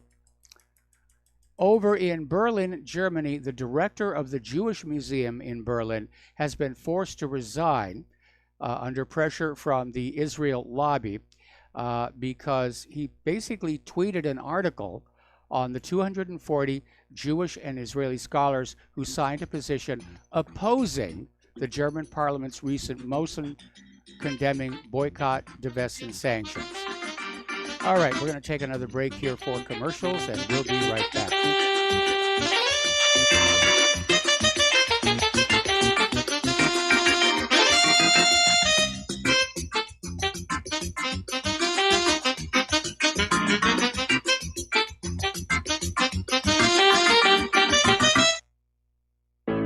Many people tell us about their experience with Extendivite. Just listen to what Glenn has to say. Prior to taking it, I had diabetic neuropathy. The Extendivite reduced that significantly. Acid reflux was reduced.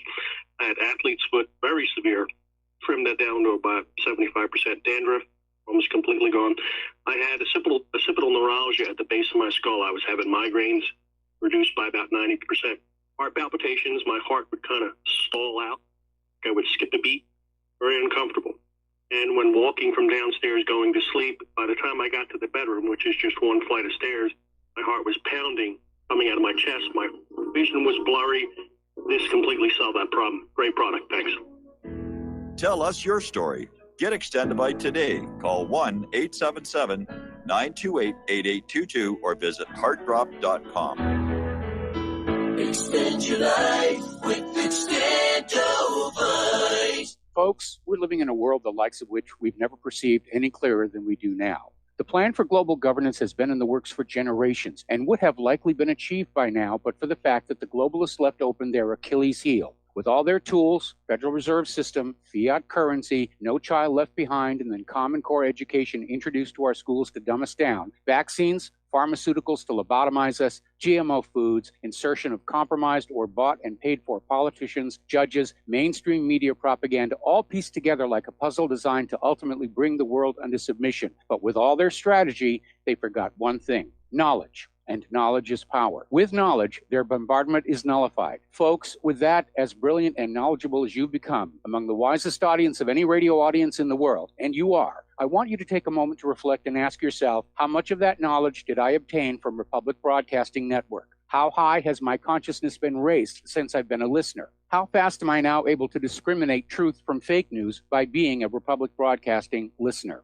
How clear am I now able to see the world since I've been listening to RBN? Ask yourselves those questions, folks. Then ask yourself, what is that knowledge worth to me? Like my morning coffee, how would I survive without it? A voice of truth in a sea of lies. Do we not all need to make sure it survives? Like public broadcasting, we are now finding we can only survive with listener support. Censorship, advertisers being attacked, truth itself being attacked. It's the only way through this. We at Republic Broadcasting humbly ask you to become a supporter. Look at your budget and make a determination of what Republic Broadcasting is worth to you and what you can afford on a monthly basis. Go to republicbroadcasting.org and pledge 20, 30, 40, 50, if possible, 100 a month or more if it's affordable. Click the donate button and become a regular monthly donor. Assure both us and yourself that Republic Broadcasting truth will continue to flow like that morning coffee. The network thanks you. Some are maxed out all their credit cards. Some are working 2 jobs and living in cars. Minimum wage won't pay for a roof, won't pay for a drink. If you gotta have proof, just try it yourself, Mr. CEO. See how far 5.15 an hour will go. Take a part-time job at one of your stores. I bet you can't make it here anymore. And aloha, America. Welcome back to our show here and getting on down to Israel. Newly appointed Israeli Transportation Minister Bezalel Smotrich has declared that one of his main objectives is to Judaize the Galilee. And basically, in an interview with Israel Hayom, the notorious right-wing nationalist also vowed to boost settlement infrastructure in the occupied West Bank. Meanwhile, of course, this being Friday, there's been another chapter of the Great March of Return along the Gaza border. I think this is week 62, if I recall correctly. And the Gaza health sector is still struggling to cope with all the injuries. And there's a new update from the United Nations, OCHA, basically saying they're having to deal with a staggering number of gunshot wounds. And a good example of this is this story out of Middle East Monitor. Apparently, a 14-year-old Palestinian boy was forced to undergo a leg amputation after an Israeli soldier shot him in the leg as he was trying to retrieve a soccer ball near the separation wall in the West Bank. Guess it was the soccer ball of mass destruction or something like that here. Apparently, over in the occupied West Bank village of Kifl Haris, hundreds of Israeli settlers stormed the village, preventing Palestinian Muslims from conducting their evening prayers at the local mosque and vandalizing property for hours. And the mayor of the town told the New Arab's Arabic language service that Israeli settlers, backed up by heavily armed forces, stormed the village just before night prayers were due, preventing Muslims from attending the mosque. Sometimes it seems like the whole world is going crazy. Hamas chief Ismail Haniyeh yesterday accused Israel of dragging its feet in carrying out its obligations under an indirect ceasefire for the Gaza Strip, saying that the fragile deal was in danger of collapsing. Now, speaking to journalists, Haniyeh said that the 2 million residents of Gaza have not felt any improvement in their living condition, despite what he said were Israeli pledges to ease a crippling blockade on the territory. The unofficial truce was brokered by Egypt, Qatar, and the United Nations after a round of heavy fighting in May. We're going to go to the phones now to Peter in California. Aloha, Peter. Welcome to the show. What's on your mind? Mike, I just was going to comment that I sent you an article. I'm not sure whether you saw it. I sent you two articles. One was an article out of Haaretz that said there are 128 Israeli billionaires. And a friend of mine, you remember Alfonso Chavez, who was on your show, yes, talking about how he beat the FBI. Alfonso called me last night and he said, because I sent that article to him, and he crunched the numbers, and he said, per capita, that is a 600% of what American billionaires are. Per capita, they have 6 times more billionaires than do we. Yes. Then I just sent you another one that, and by the way, that did not include on this list. They had, for instance, Miriam Adelson, but not Sheldon Adelson. They didn't have a lot of the dual citizen people who really aren't dual citizens, who like Haim Saban, or they didn't have Paul Singer or Marcus or some of these other guys who that their whole reason for living is to be Zionists. But then the other one was the owner of the New England Patriots, Kraft, I think is his name, just pledged $20 billion to snuff out BDS. Not 20 million, I'm sorry, with an M, 20 million to snuff out BDS. I mean, these are the same guys who probably don't pay any income tax at all, whose kids never serve in the U.S. military, like Sheldon Adelson's, but they want to go serve in the Israeli military. They'll hire tax attorneys to get them out of paying taxes, and then just lavish money on Israel. And 128, and that doesn't include, I'm telling you, a lot of Americans who really aren't Americans.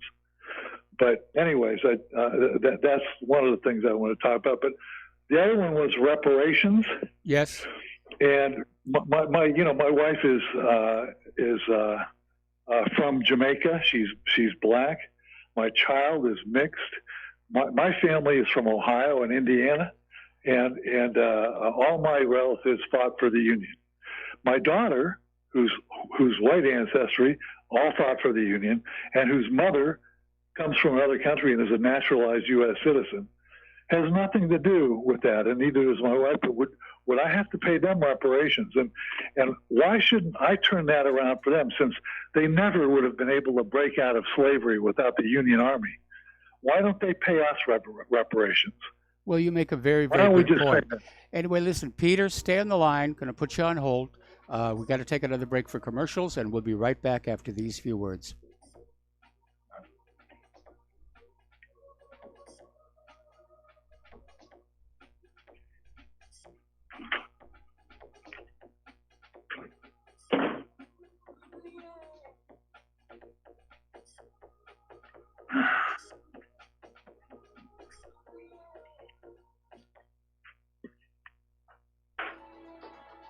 You are tuned in to the Republic Broadcasting Network.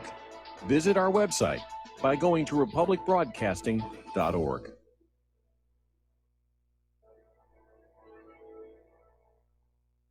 Homeowners, if your lender has gone out of business or sold your transaction to another lender or servicer, you may be the victim of a wrongful foreclosure, resulting in the loss of your home. If you've already lost your home, are in foreclosure, or even in good standing, you can challenge the mortgage transaction's illegal issue, and your property can be restored to you, and your foreclosure can be stopped or reversed, and the mortgage transaction declared unenforceable. State laws, U.S. title codes, the Uniform Commercial Codes, and U.S. Supreme Court rulings have upheld that defective mortgage documentations can reverse or stop foreclosures and enforce property title claims in favor of the homeowner.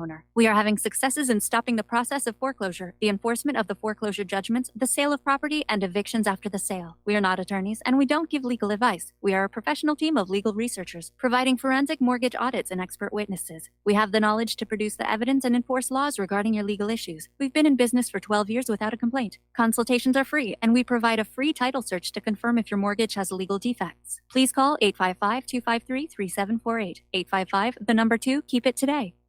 Okay, nurse, let's get this man to the ER stat. Right away, doctor. We see this every day. Heart attack or angina pain due to blocked and clogged arteries. Chelation can remove obstructions or blockages from arteries and help avoid painful and expensive surgery. Now there's Angioprim. It's a liquid oral chelation product that you take with juice. You start to feel the results fast. Angioprim increases blood flow all over the body, and that means more energy and strength to take on the day with less aches and pains.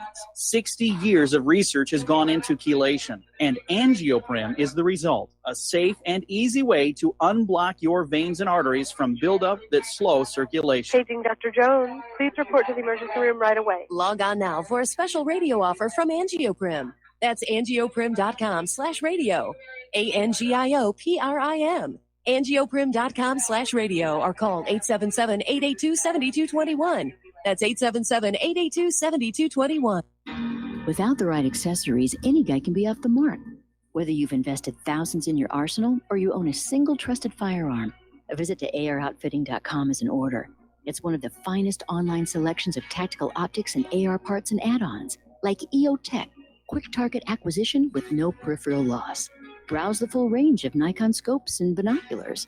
AROutfitting.com can illuminate your world with Streamlight gun-mounted lights from keychain to large handhelds up to 1,100 lumens. Find some stability with Battenfield tactical bipods. AirOutfitting.com has CMMG gun parts, barrels, assemblies, handguards, part kits, and more, plus mag-full clips and magazines. I know I've got you excited, so take a breath. Head to AirOutfitting.com. The site's super easy to navigate and features a ton of technical info, including links to manuals. We also welcome vendor and manufacturer inquiries. Remember, if you don't see it, we can get it at AirOutfitting.com. What this country is coming to, I sure would like to know. If they don't do something by and by, the rich will live and the poor will die. Doggone, I mean the panic is on. Can't get no way, can't draw no pay. Unemployment. And aloha, America. Welcome back to our show here. We're talking with Peter in California. We're talking about Israel. And just pick up where you left off, Peter. Well, to go along with that whole reparations argument, and by the way, I would also say that why in the world are we paying Israel all this money, and why are they laying all this guilt on everybody? But we're footing the bill, hundreds of millions of dollars, billions of dollars now in aid over the course of that, when we were the ones fighting in total war to try to defeat the Nazis. Yes. Why don't they pay us the reparations? Yeah, I've asked that many, many times, and Israel doesn't act like it's got anything to be grateful for to the United States, and of course that's just the way that Israel is. But you're absolutely right. And getting on back to reparations here in this country, I mean, what about all the white people who emigrated to the United States after the Civil War was over? Why would their ancestors be included in some kind of a reparations scheme? Why would my wife's family, who immigrated from Jamaica in the 80s, and why would my daughter, who was considered, because she's half black, considered black, why would she be entitled to reparations when, or have to pay them either, when her white relatives fought for the North, and her black relatives came to this country in the 80s. Well, they're going to make her pay herself. Yeah, exactly. But the other thing is about, with the graduated income tax, the way it goes, I think something like 50% of black people pay no taxes whatsoever. And there's an argument to be made, a lot of conservatives over the years have made them, that, welfare and affirmative action are reparations, for Christ's sake. What do they call that? That's already an attempt to redress the past. And people paying that bill are people who weren't ancestral slaveholders, like you and I. Yes. So at any rate, it drives me nuts. And by the way, my daughter goes to a very elite private school. A really smart kid. She's, going to be a National Merit Scholar. But at any rate, I have to go to these, they're called heritage meetings, where all the black parents and their kids come, and I have to go, and there's one or two of me running around there, but that's about it. And they called in, the last one, they called in a guy from Cal State Northridge to speak at this thing. And he was explaining what a microaggression was. And he was saying, well, if you go up to a black guy who's tall and you say, hey, do you play basketball? Like that, he considers an insulting microaggression. And he also talked about cultural appropriation and about how, music, a lot of the music and so on and so forth, and how, we're all white people are guilty of cultural appropriation. And I didn't say it because of my daughter's position in the school and my wife's, but I wanted to say, well, what about pants? When you put those pants on, is that cultural appropriation? Or, what about English? How about that? Yes. It just drives me crazy to listen to this crap. So. Okay, I don't know what else to say, Mike. All right, well, thanks an awful lot for the phone call. We're going to let you go. Getting on here, back to the news. Over in France, former French President Nicolas Sarkozy will stand trial for corruption and influence peddling. And this is the first time in the history of modern France that a former leader will face explicit corruption charges in court. So apparently Sarkozy is accused of offering to help a judge win a promotion in Monaco in return for leaked information. So they're going to go after him. The United States is once again arm twisting another nation over Russia's S-400 missile systems. This time it's India. As you know, they're already in this row with Turkey over the whole thing. But now the United States is warning India against buying the Russian S-400 systems, saying that India should consider another armament of that type, the U.S. Patriot. And the United States basically came on out and said, with respect to the S-400, we're urging all of our allies and partners, India included, to forego transactions with Russia that risk triggering the Countering America's Adversaries Through Sanctions Act. In other words, if you do business with Russia, the United States will sanction you. It's all about maintaining market share here.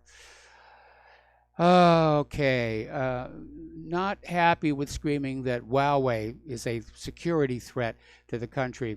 Now the United States is saying that Chinese drone manufacturers are posing a threat. And Chinese drones are very good. They're inexpensive.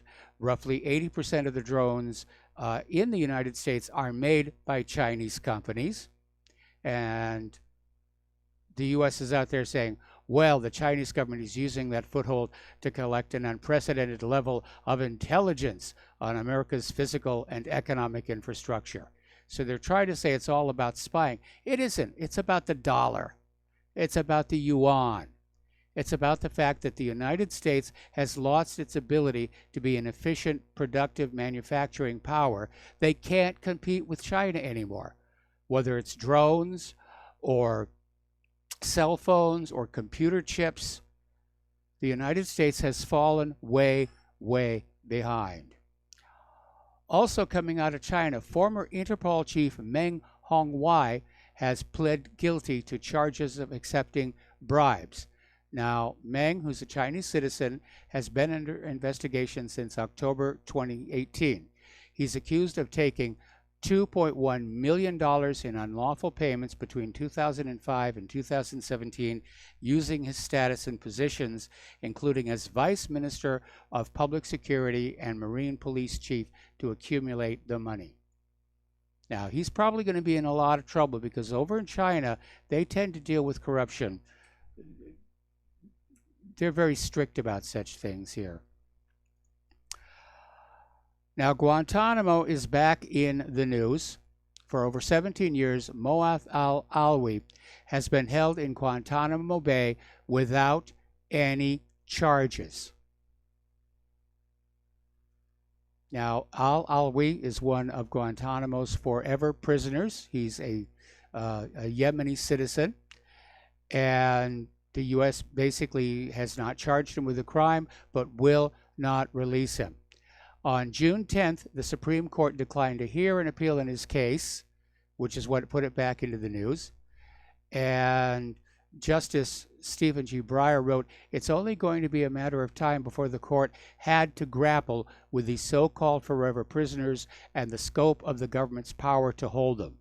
Now, the Supreme Court's rejection and Breyer's comments briefly brought this case back into national attention.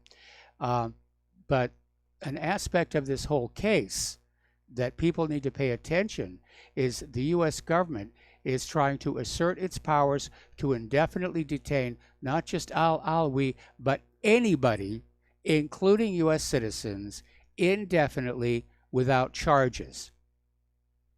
In other words, forget about the writ of habeas corpus.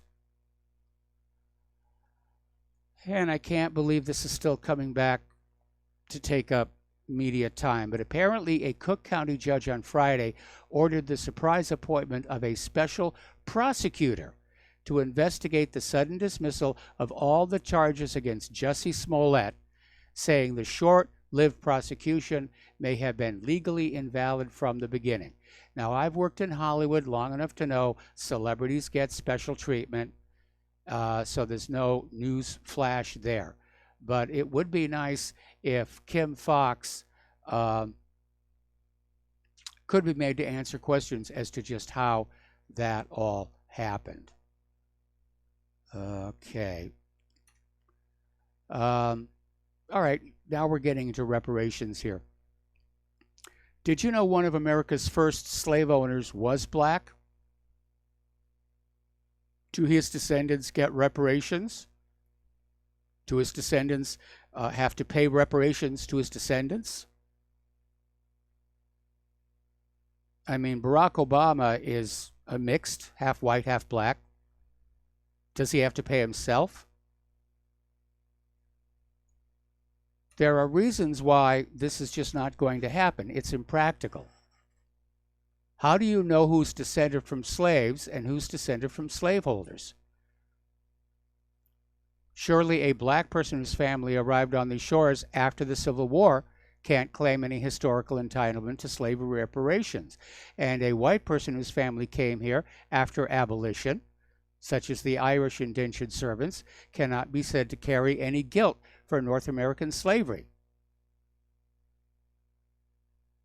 So what are they going to do? Mandatory DNA testing of every single American citizen to try and track them back to somebody who's a confirmed slave or slaveholder? That would be unconstitutional. And what about the non-whites who owned slaves? There were black slaveholders. There were Native American slaveholders.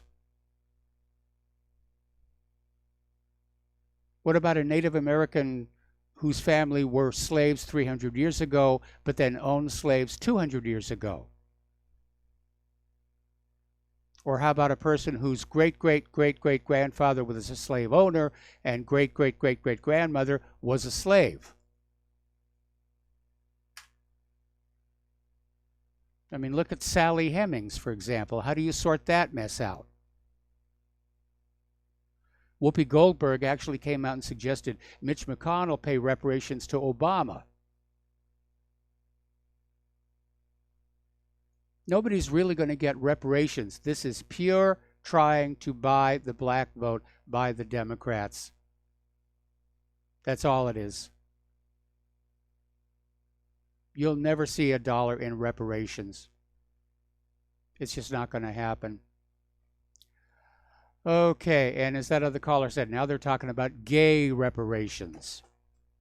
For we have used the gays in times past. We have to give them reparations. All righty. Amazingly, out on the Ninth Circuit Court of Appeals, they basically upheld the Trump rule blocking funds for abortion providers. Now, given the extreme liberal slant of the Ninth Circuit Court of Appeals, that came as a bit of a shock. But apparently they've ruled that President Trump can defund Planned Parenthood, which is about $60 million in taxpayer funding, including coming from taxpayers who do not approve of abortions. Little bit of a mystery over at the Clinton Foundation. Their foreign policy director has apparently disappeared. No longer showing up for work. Nobody knows where he is. But apparently this guy was involved in a lot of the pay-for-play involving this issue with Sheikh Mohammed and this foreign policy director, Desai. Let me get the full name here. Amitabh Desai basically said that unless the Sheikh has sent us a $6 million check, just ignore him.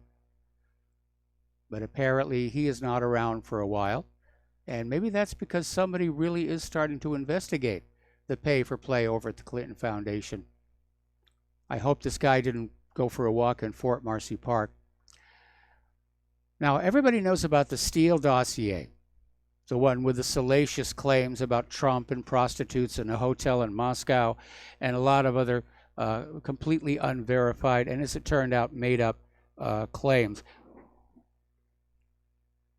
But there is another document out there that is just as phony, but people aren't paying attention to it, and it's called the Black Cash Ledger. And basically, this was the document that forced Paul Manafort to resign as Trump's campaign chairman and eventually face a U.S. indictment. But in the search warrant affidavits, the FBI portrayed the ledger as one reason it resurrected a criminal case against Manafort that had been dropped in 2014. And they needed the search warrants in 2017 for bank records to prove he worked for the Russian-backed Party of Regions in Ukraine. The problem is the FBI's reliance on the ledger came months after the feds were warned repeatedly that the document couldn't be trusted and was likely a fake. So,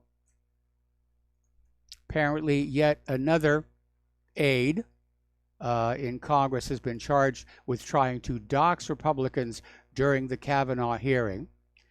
And this is Samantha DeForest Davis.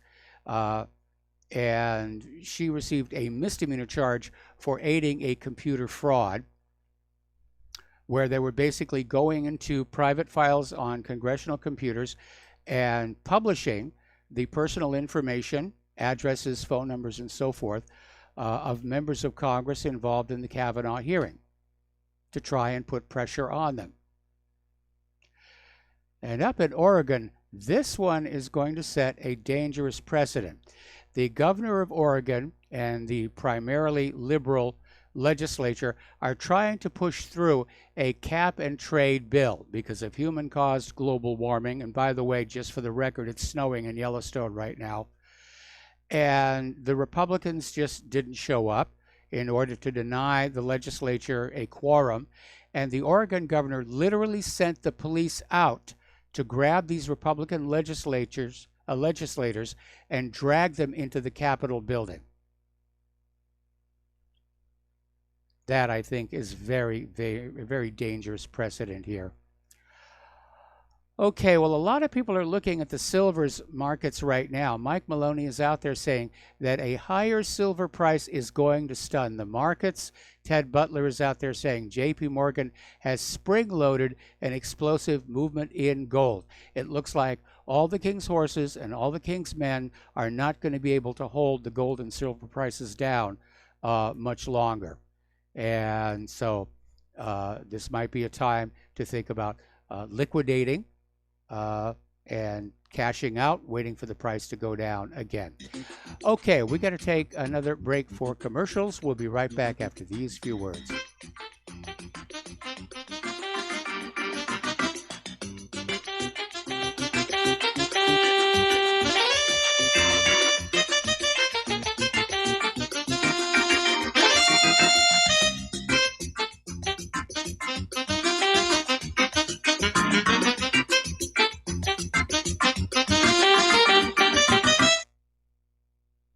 Tired of being lied to by mass media? It's growing more and more apparent today that news is received less and less through standard media outlets. Even with a growing audience every day, RBN is beginning to direct more efforts into social media. Social media and the use of the internet is fast becoming the primary source of people for news, regardless of demographic. RBN has set out to provide some of the best news on the internet through republicbroadcasting.org, and also has begun to use the tools to our advantage by way of social media.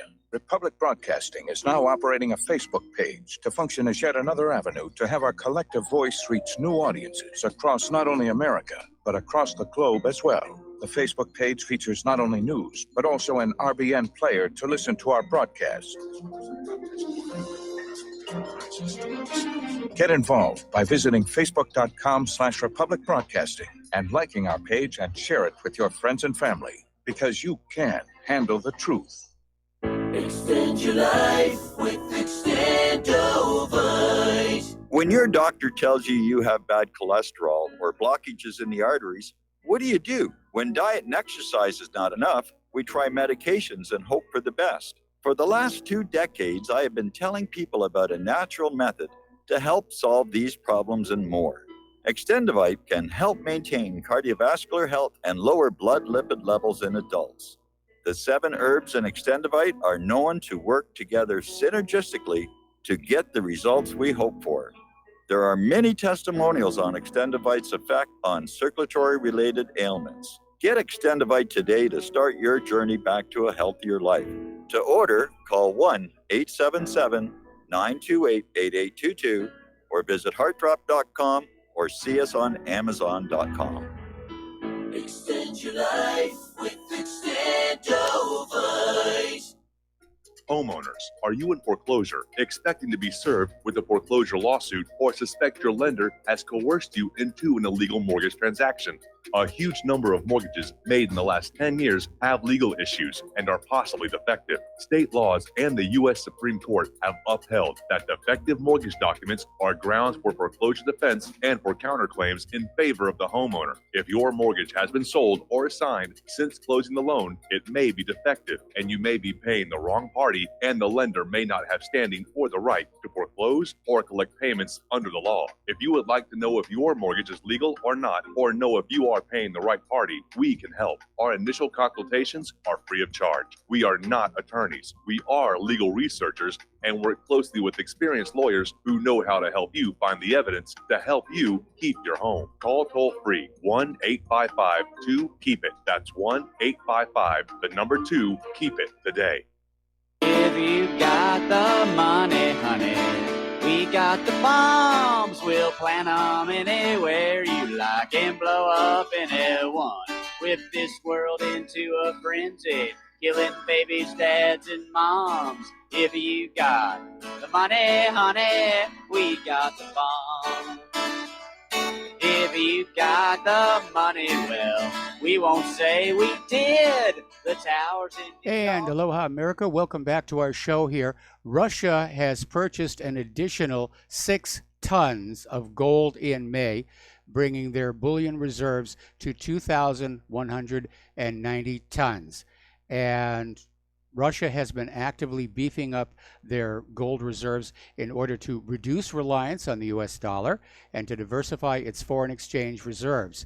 And Russia's international reserves are highly liquid foreign assets comprising stocks of monetary gold, foreign currencies, and special drawing right assets, which are at the disposal of the Central Bank of Russia and the government.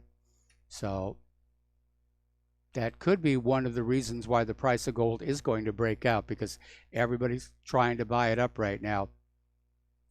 Chick-fil-A is set to become the third largest restaurant chain in the United States by sales, only surpassed by McDonald's and Starbucks. So much for all the screaming and crying about their politics here. Well, it looks like Toys R Us is rising from the grave, and apparently they have secured some new funding to restart operations, and they're going to start opening some new stores this year, hopefully in time, obviously, for the Christmas rush. And that would be a good thing, because, you know, I miss the Toys R Us we had down here at the bottom of the hill. And I love a good toy store, especially if it's got science toys. And one of the cool things about moving to Indiana, there's a town there, I'm not kidding, it's called Santa Claus.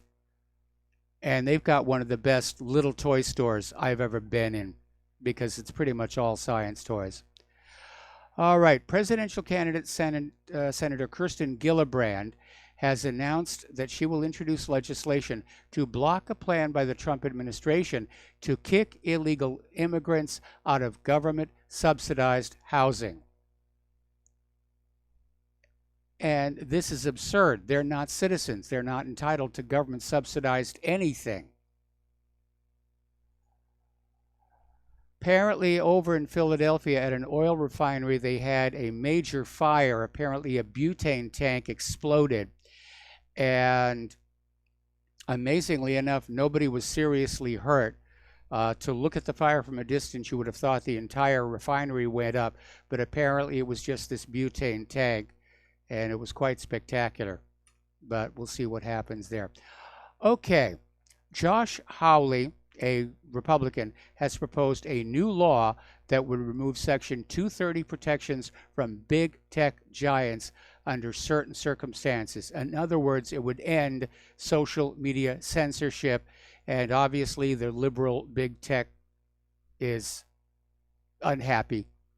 They're outraged. They want to have the right to control who gets to say what, but also not be liable for speech that violates certain laws of civil liability. They want to have their censorship and eat it too. Okay, there's the music time for station identification. We're going to be back after these few words with hour number 3 and the lovely Lady Claire.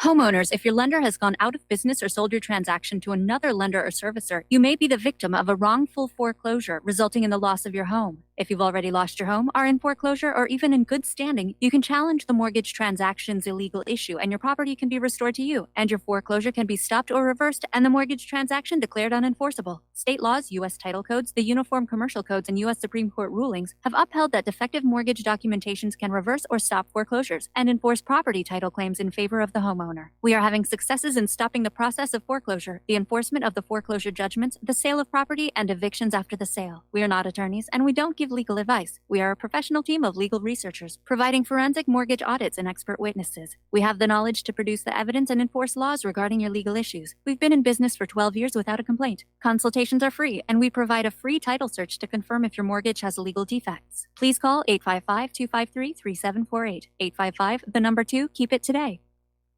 You're listening to the Republic Broadcasting Network, because you can handle the truth.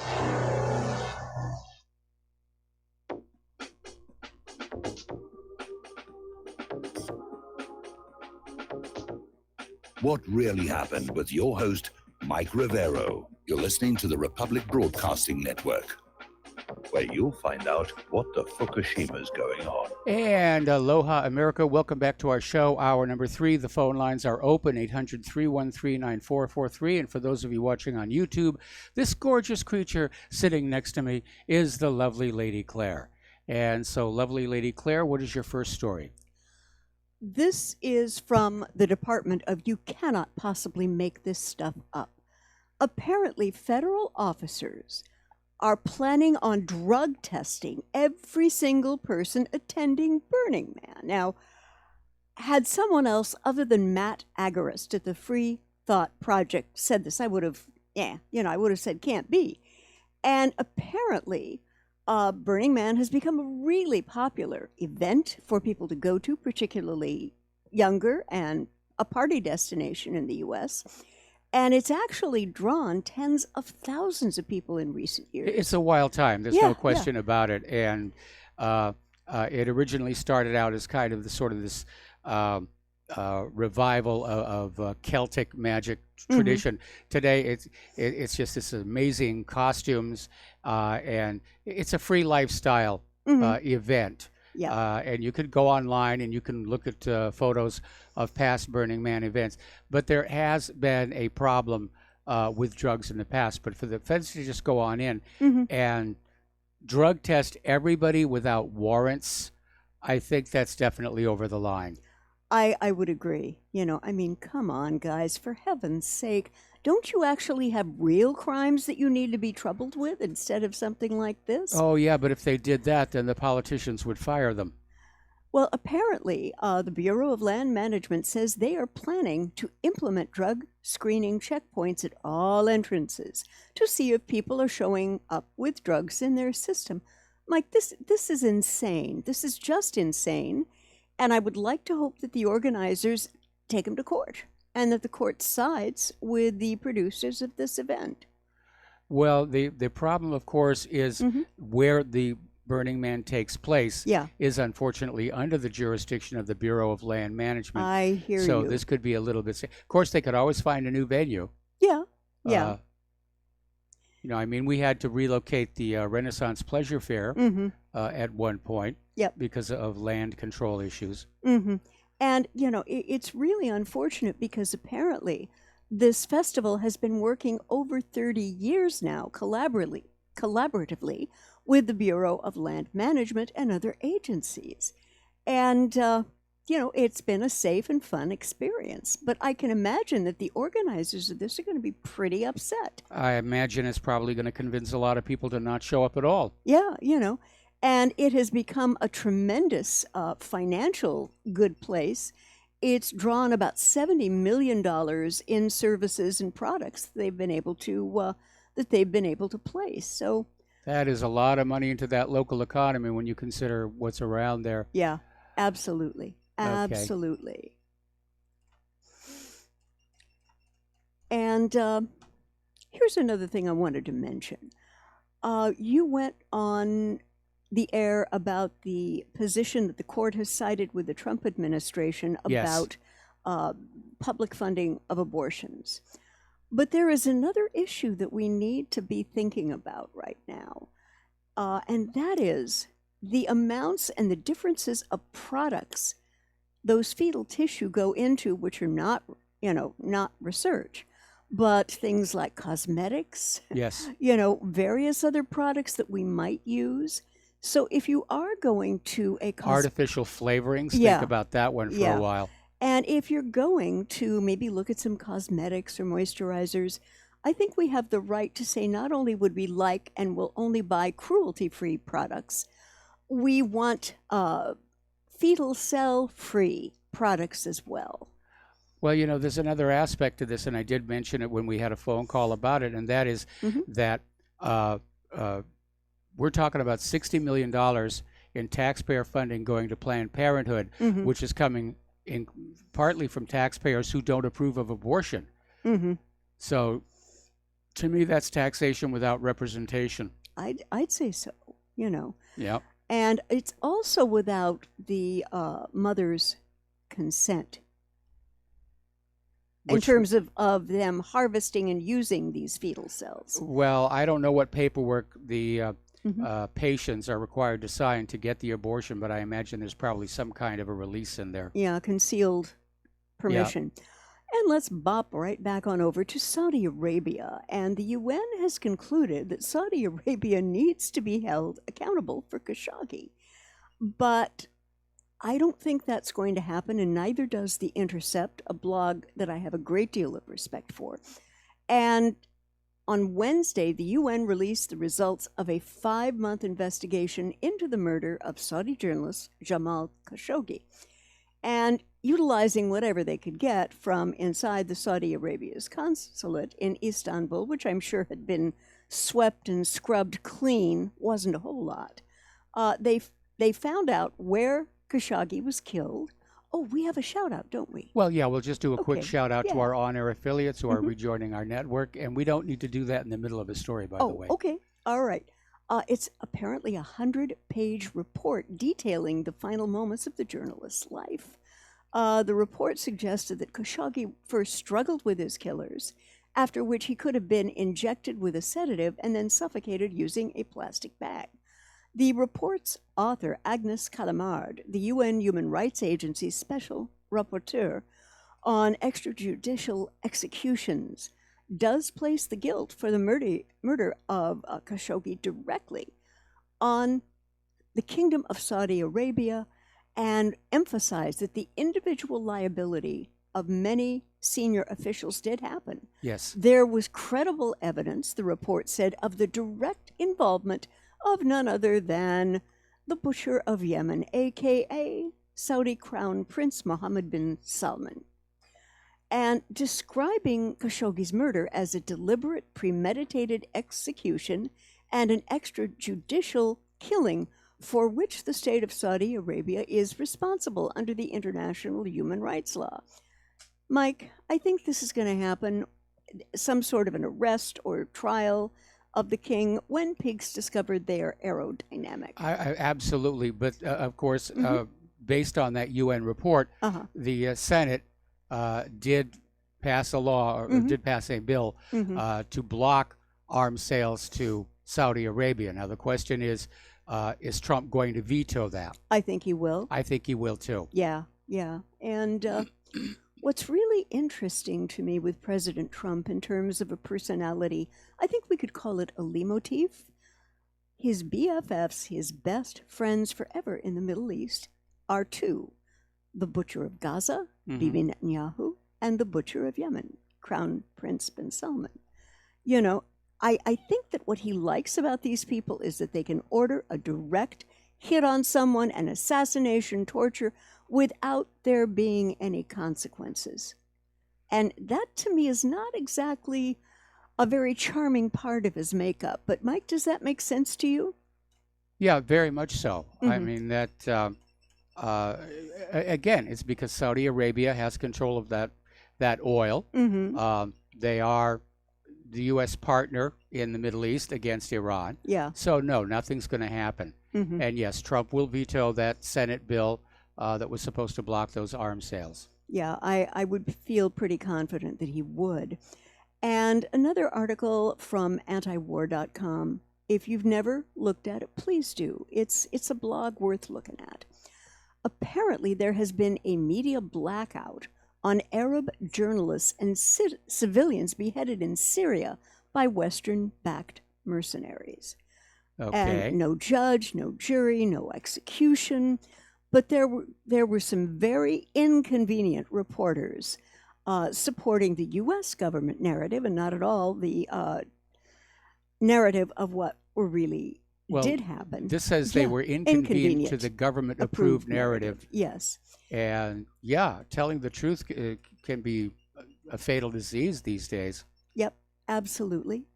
And there have been, in fact, some execution videos which have been deemed fake but may not have been. You know. Well, those are like some of the ISIS videos. Yes. And you went on the story about Georgia, yeah, we talked right? about these protests out in Georgia, and it's getting really, really ugly down there. The and Russians, I'm go wondering ahead. if this is another regime change operation. It could be. It could be. And I mean, nothing like this was supposed to happen when the Russian ambassador, and this was a religious conference, for heaven's sakes. Yes. It was about unifying the Orthodox Christians and getting them together on what their identity was. And so this is really, really, really scary. And I'm hoping the Ukrainian government can keep a lid on it. But looking at some of these images, Mike, I'm not sure. I'm really not sure. What do you think? Is it your suspicion that it is a U.S. operation of some kind? I think so.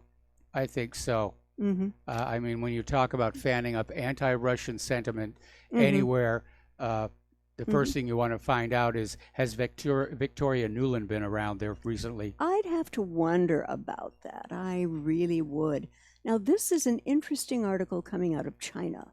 China is warning the Black Hand of Western meddlers to stay out of Hong Kong. And now this comes to us from Russia Today, and of course, not a peep out of the prostitutes on this whatsoever. And China's foreign minister has said that the Black Hand of Western involvement is stirring up trouble in Hong Kong and warned against outsiders interfering and sabotaging stability in what he described and called China's domestic affair. Guy's name is Wang Yi, and he was commenting on the recent Hong Kong demonstrations against an extradition bill that could see residents tried in China. The proposed law now has been suspended indefinitely. It hasn't been approved, but it hasn't been knocked It's off sort the of out boards. there in that twilight zone here. Yeah.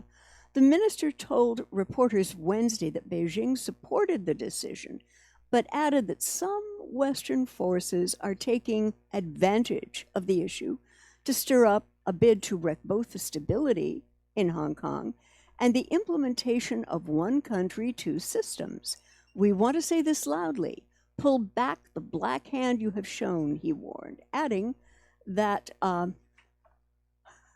we're having a think. Hong Kong isn't a place for you to run amok. See, you got to not do that. Okay. It's a term used in China very frequently to refer to foreign conspirators.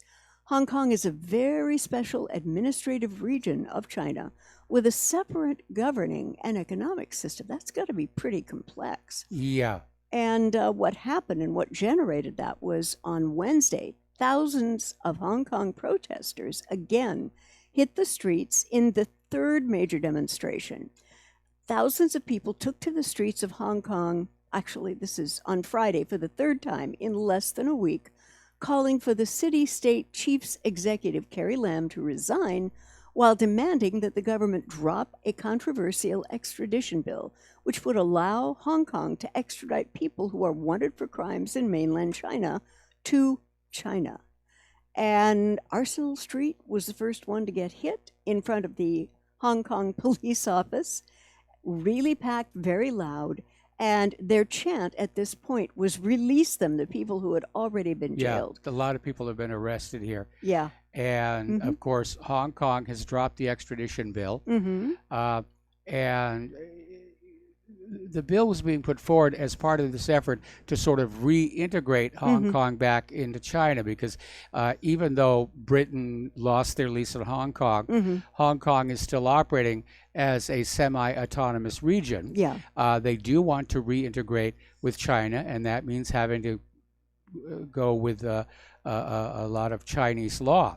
But Hong Kong is also home to a lot of, shall we say, nefarious interests who commit crimes in China Yeah. and then live in Hong Kong so they can't be touched. Right. And I think that is the driving force behind these protests. I think you're right. There was another one that I thought was kind of interesting, this time coming to us from Blacklisted News. And the headline is, Alexa eavesdrop on my house all day under the guise of protecting me from a heart attack. Yeah, I heard about this. I'm sorry, wrong. Well, it was listed on Blacklisted News, but Zero Hedge actually ran it. Today, in Amazon's reasons to listen to everything that's going on in your household news, it is being reported that products like Amazon Echo could one day be used to detect signs of cardiac arrest, according to Bloomberg. The first signs of cardiac arrest are unusually irregular gasps of breath, and researchers at the University of Washington have developed an AI-powered tool that could be used on smart speakers to detect such noises. Now, from there, the smart speaker could alert emergency services. All it has to do is eavesdrop on everything going on in your house all the time. And I like this guy's name, Dr. Jacob Sunshine, no joke, Dr. Sunshine, who is an assistant professor of anesthesiology and pain medicine, said, this kind of breathing happens when a patient experiences really low oxygen levels. He continued, it's sort of a guttural gasping noise, and its uniqueness makes it a good audio biomarker to use to identify if someone is experiencing cardiac arrest.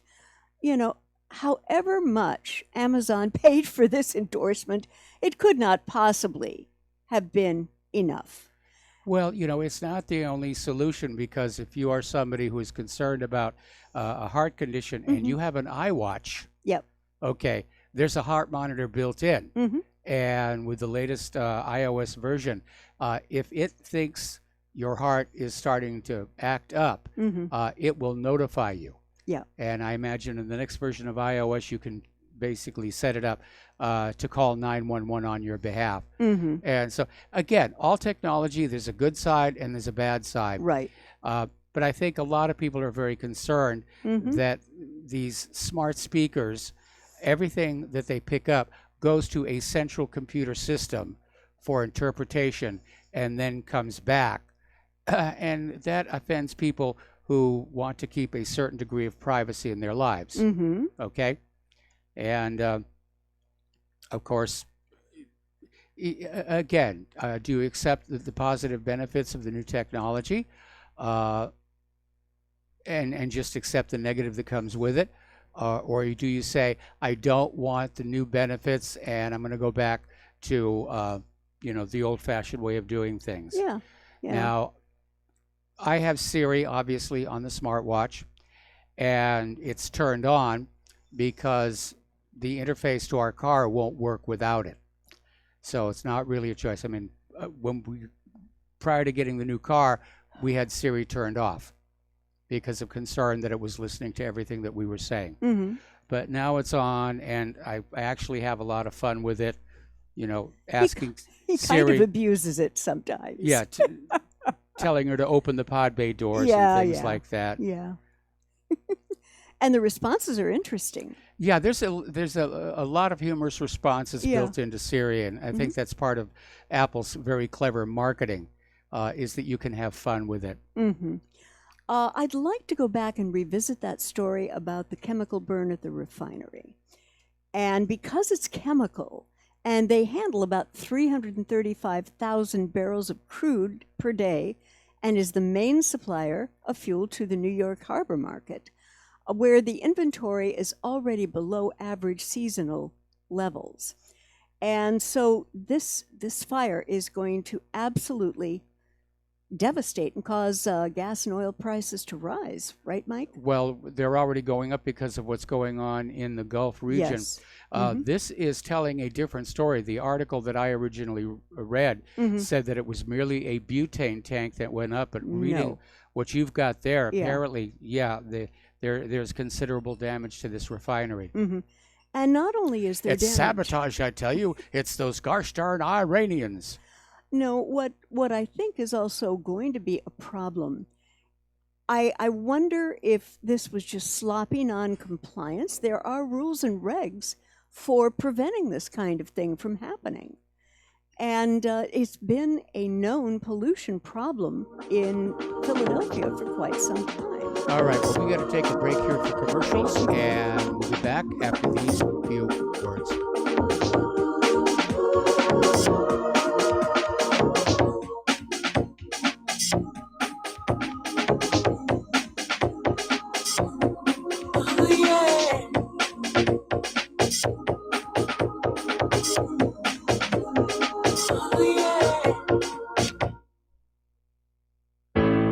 The reviews for Extendivite are amazing. Here are some from Amazon. September 2018. Extendivite works in keeping my blood pressure in the normal range. I've been using Extendivite for many years now. May 2018. Great product. I use regularly and I rarely get sick. March 2018. This product has relieved what appeared to be angina pain in my chest and shortness of breath after climbing stairs. I'm quite happy about it. February 2018. My husband, son, and I have been using this product for a few months now, and we have noticed an improvement in our joints and blood pressure. Tell us your story. Get Extendivite today. To order, call 1-877-928-8822. That's 1-877-928-8822, or visit heartdrop.com. Extend your life with Extendovite. Folks, we're living in a world the likes of which we've never perceived any clearer than we do now. The plan for global governance has been in the works for generations and would have likely been achieved by now, but for the fact that the globalists left open their Achilles heel. With all their tools, Federal Reserve System, fiat currency, no child left behind, and then Common Core education introduced to our schools to dumb us down, vaccines, pharmaceuticals to lobotomize us, GMO foods, insertion of compromised or bought and paid for politicians, judges, mainstream media propaganda, all pieced together like a puzzle designed to ultimately bring the world under submission. But with all their strategy, they forgot one thing: knowledge. And knowledge is power. With knowledge, their bombardment is nullified. Folks, with that, as brilliant and knowledgeable as you've become, among the wisest audience of any radio audience in the world, and you are, I want you to take a moment to reflect and ask yourself, how much of that knowledge did I obtain from Republic Broadcasting Network? How high has my consciousness been raised since I've been a listener? How fast am I now able to discriminate truth from fake news by being a Republic Broadcasting listener? How clear am I now able to see the world since I've been listening to RBN? Ask yourselves those questions, folks. Then ask yourself, what is that knowledge worth to me? Like my morning coffee, how would I survive without it? A voice of truth in a sea of lies. Do we not all need to make sure it survives? Like public broadcasting, we are now finding we can only survive with listener support. Censorship, advertisers being attacked, truth itself being attacked. It's the only way through this. We at Republic Broadcasting humbly ask you to become a supporter. Look at your budget and make a determination of what Republic Broadcasting is worth to you and what you can afford on a monthly basis. Go to republicbroadcasting.org and pledge 20, 30, 40, 50, if possible, 100 a month or more if it's affordable. Click the donate button and become a regular monthly donor. Assure both us and yourself that Republic Broadcasting truth will continue to flow like that morning coffee. The network thanks you.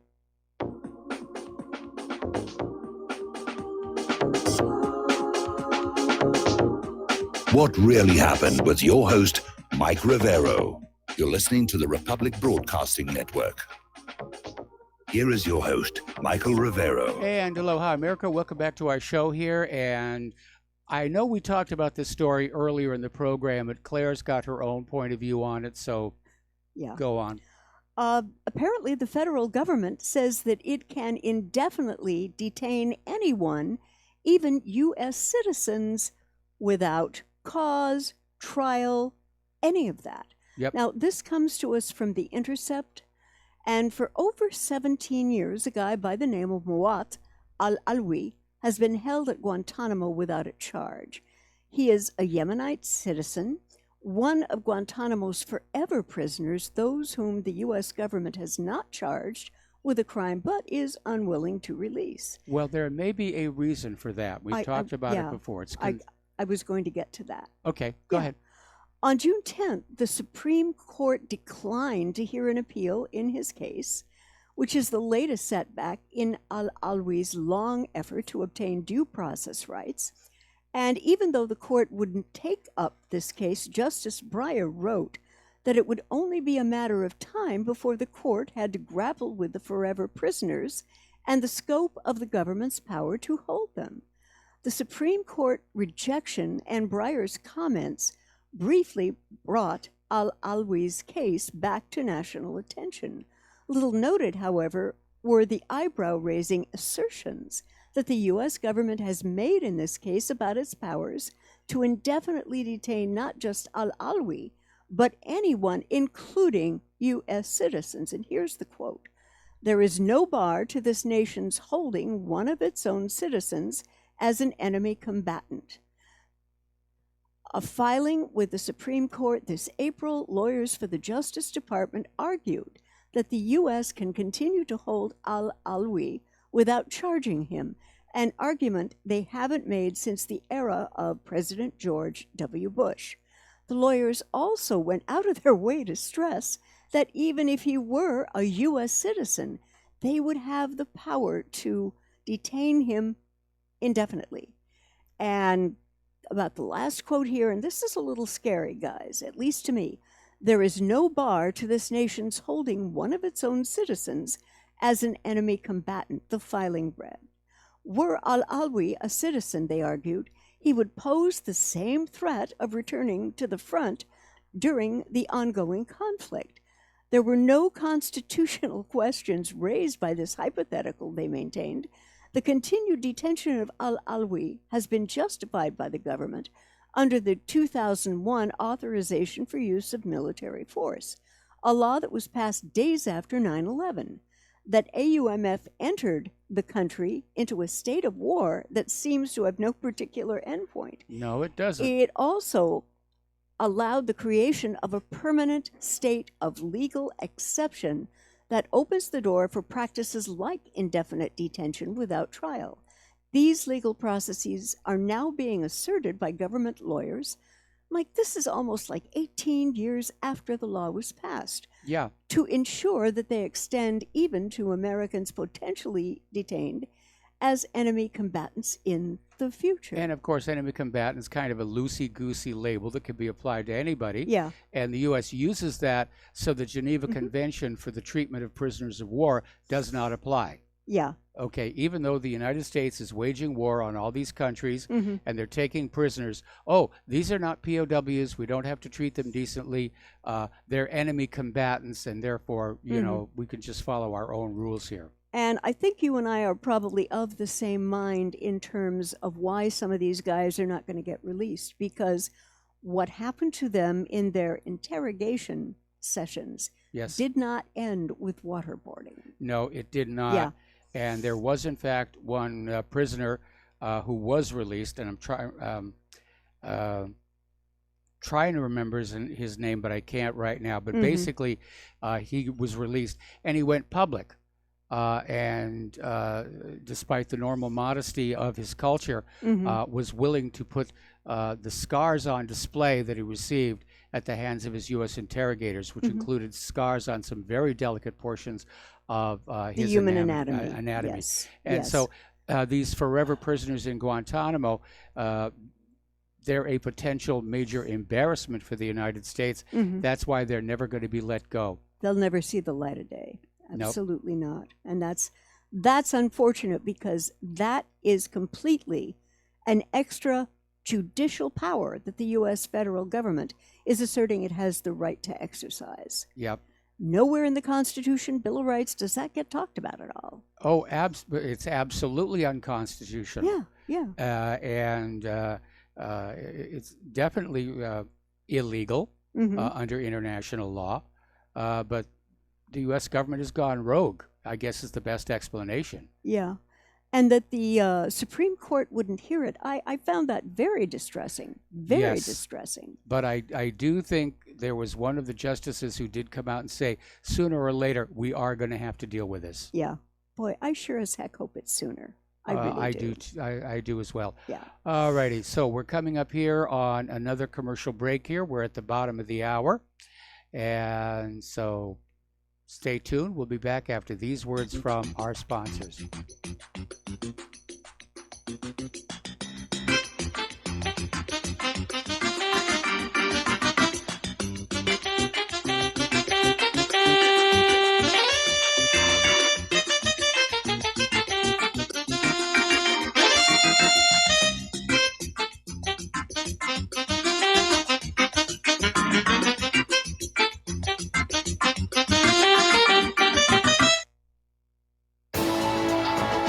You are tuned in to the Republic Broadcasting Network. Visit our website by going to republicbroadcasting.org.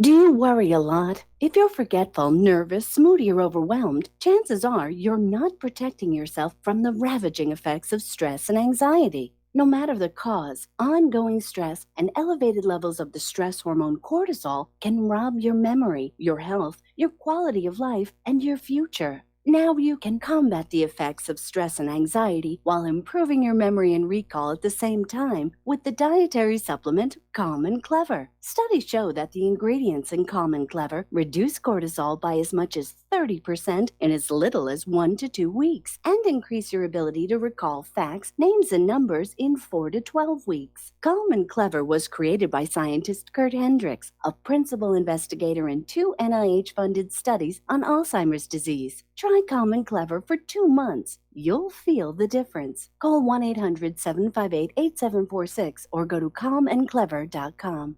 Corporate media dominates the American opinion. Finding independent voices that counter this avalanche is becoming increasingly difficult. With the endless corruption running rampant throughout our government, independent voices are needed more than ever to battle the offensive against our freedoms and liberties. As a listener of RBN, no one understands this concept better than you.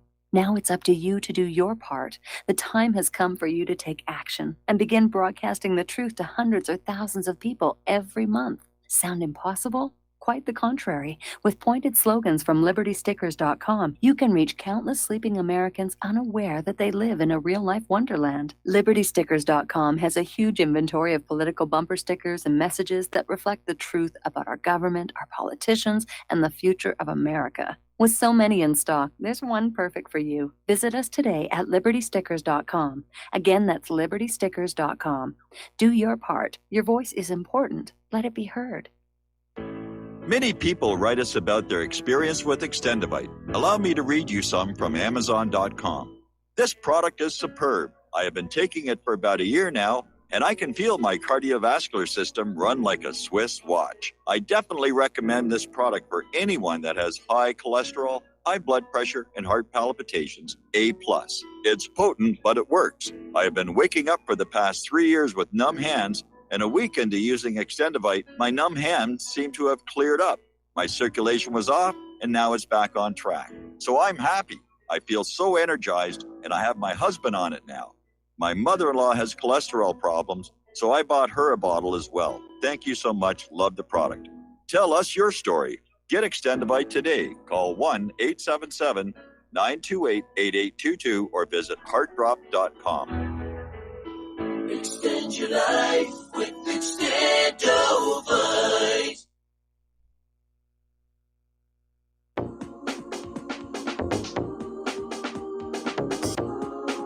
What really happened with your host, Mike Rivero. Join Mike on the air. Call toll-free 800-313-9443. 800-313-9443. And aloha, America. Welcome back to our show here. And what is your next story? Well, I thought that perhaps with all the darkness that we needed a little bit of light. That would be good. Yes. So on a lighter note, we have predictions coming from the Hilton hotels on what travel reimagined will look like in 100 years. Now, the source of this is futurism. It's not something I have seen before, but I will kind of keep an eye on it. 100 years ago, Hilton opened its first hotel. Now, in celebration of the momentous anniversary, it's looking 100 years into the future, sharing its predictions about what the hotels of 2119 in a newly released report. And some of the predictions are, well, they're out there a little bit. Yeah. Space tourism, one of the first major differences, the report notes, between the hotels of today and those of the future has to do with their locations. And what Hilton thinks. Hotels have migrated to other planets and high up in the mountains to avoid encroaching seas, Hilton writes. We've ventured into the middle of unexplored, previously uninhabitable deserts and created places of beauty and recreation. Implant power, this was the one that, kind of bothered me a bit. As for the future hotels themselves, the company expects we'll use microchip implants to wirelessly control everything in them, from room temperature to entertainment to what the spaces look like. And individual data insights gleaned from the embedded chip technology will beam to the hotel so that the space will be configured the moment a guest walks in. Wow. Yes. A star-scattered scenery for space lovers, meadow views for weary city dwellers, or safari displays for adventurers. But I have a question I need to ask Hilton, or you. Will the brain-computer implants become the vaccine-averse technology of the future against which no one can complain or not have implanted? It could very well be. I mean, with all of this, everything being wired to this global computer system. And it's a very scary idea. I certainly don't want wires plunged into my brain. No, I don't either. And but certainly a lot of their predictions are accurate. I mean, NASA is going to allow tourism to the space station starting next year. At a price of? If you can afford, it's huge. There's a lot of zeros in it. And the other questions I have about this technology, will the deep implants cause us to visualize in a very different way other than human? And if the implants are there, what's stopping the federal government from controlling our thoughts and feelings with that technology? Absolutely nothing. Yeah. And no, you're not getting near me with one of those wires. No, me neither. Count me out. Thank you very much.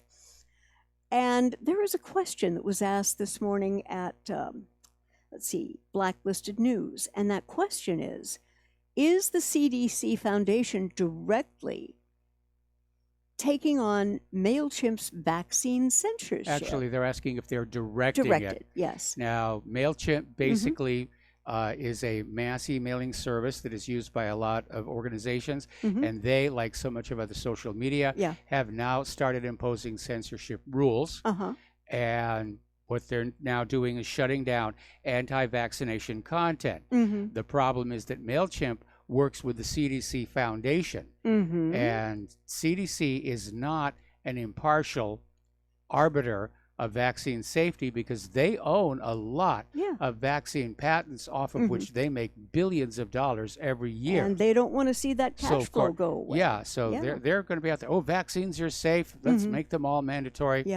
And in case you ever wondered why every year the CDC makes that list of mandatory vaccines longer, it's because they're making money off of it. And apparently Facebook is reporting that MailChimp's accounts had a lot of cancellations before the statement was made. Before MailChimp said we're doing this, it had already started. And the preemptive quiet move resulted in customers locked out of accounts and unable to retrieve their data without a warning or a clear remedy. And as might be expected, MailChimp did not return a request asking what prompted them to start their censorship and what constituted anti-vaccination content on their platform. And I think we're seeing the beginning of a trend here where every major corporation is now going to approach social media and invest in them. And as part of that investment, there will be requirements that certain kind of content not be allowed. Criticism of GMOs, for example, criticism of Israel, certainly. No. Questions about vaccine safety. And it's just going to be completely sanitized. The goal here is to turn corporate social media into the same kind of industry serving propaganda Mhm. that corporate TV media currently is, Yeah. where you never hear the bad stuff. No.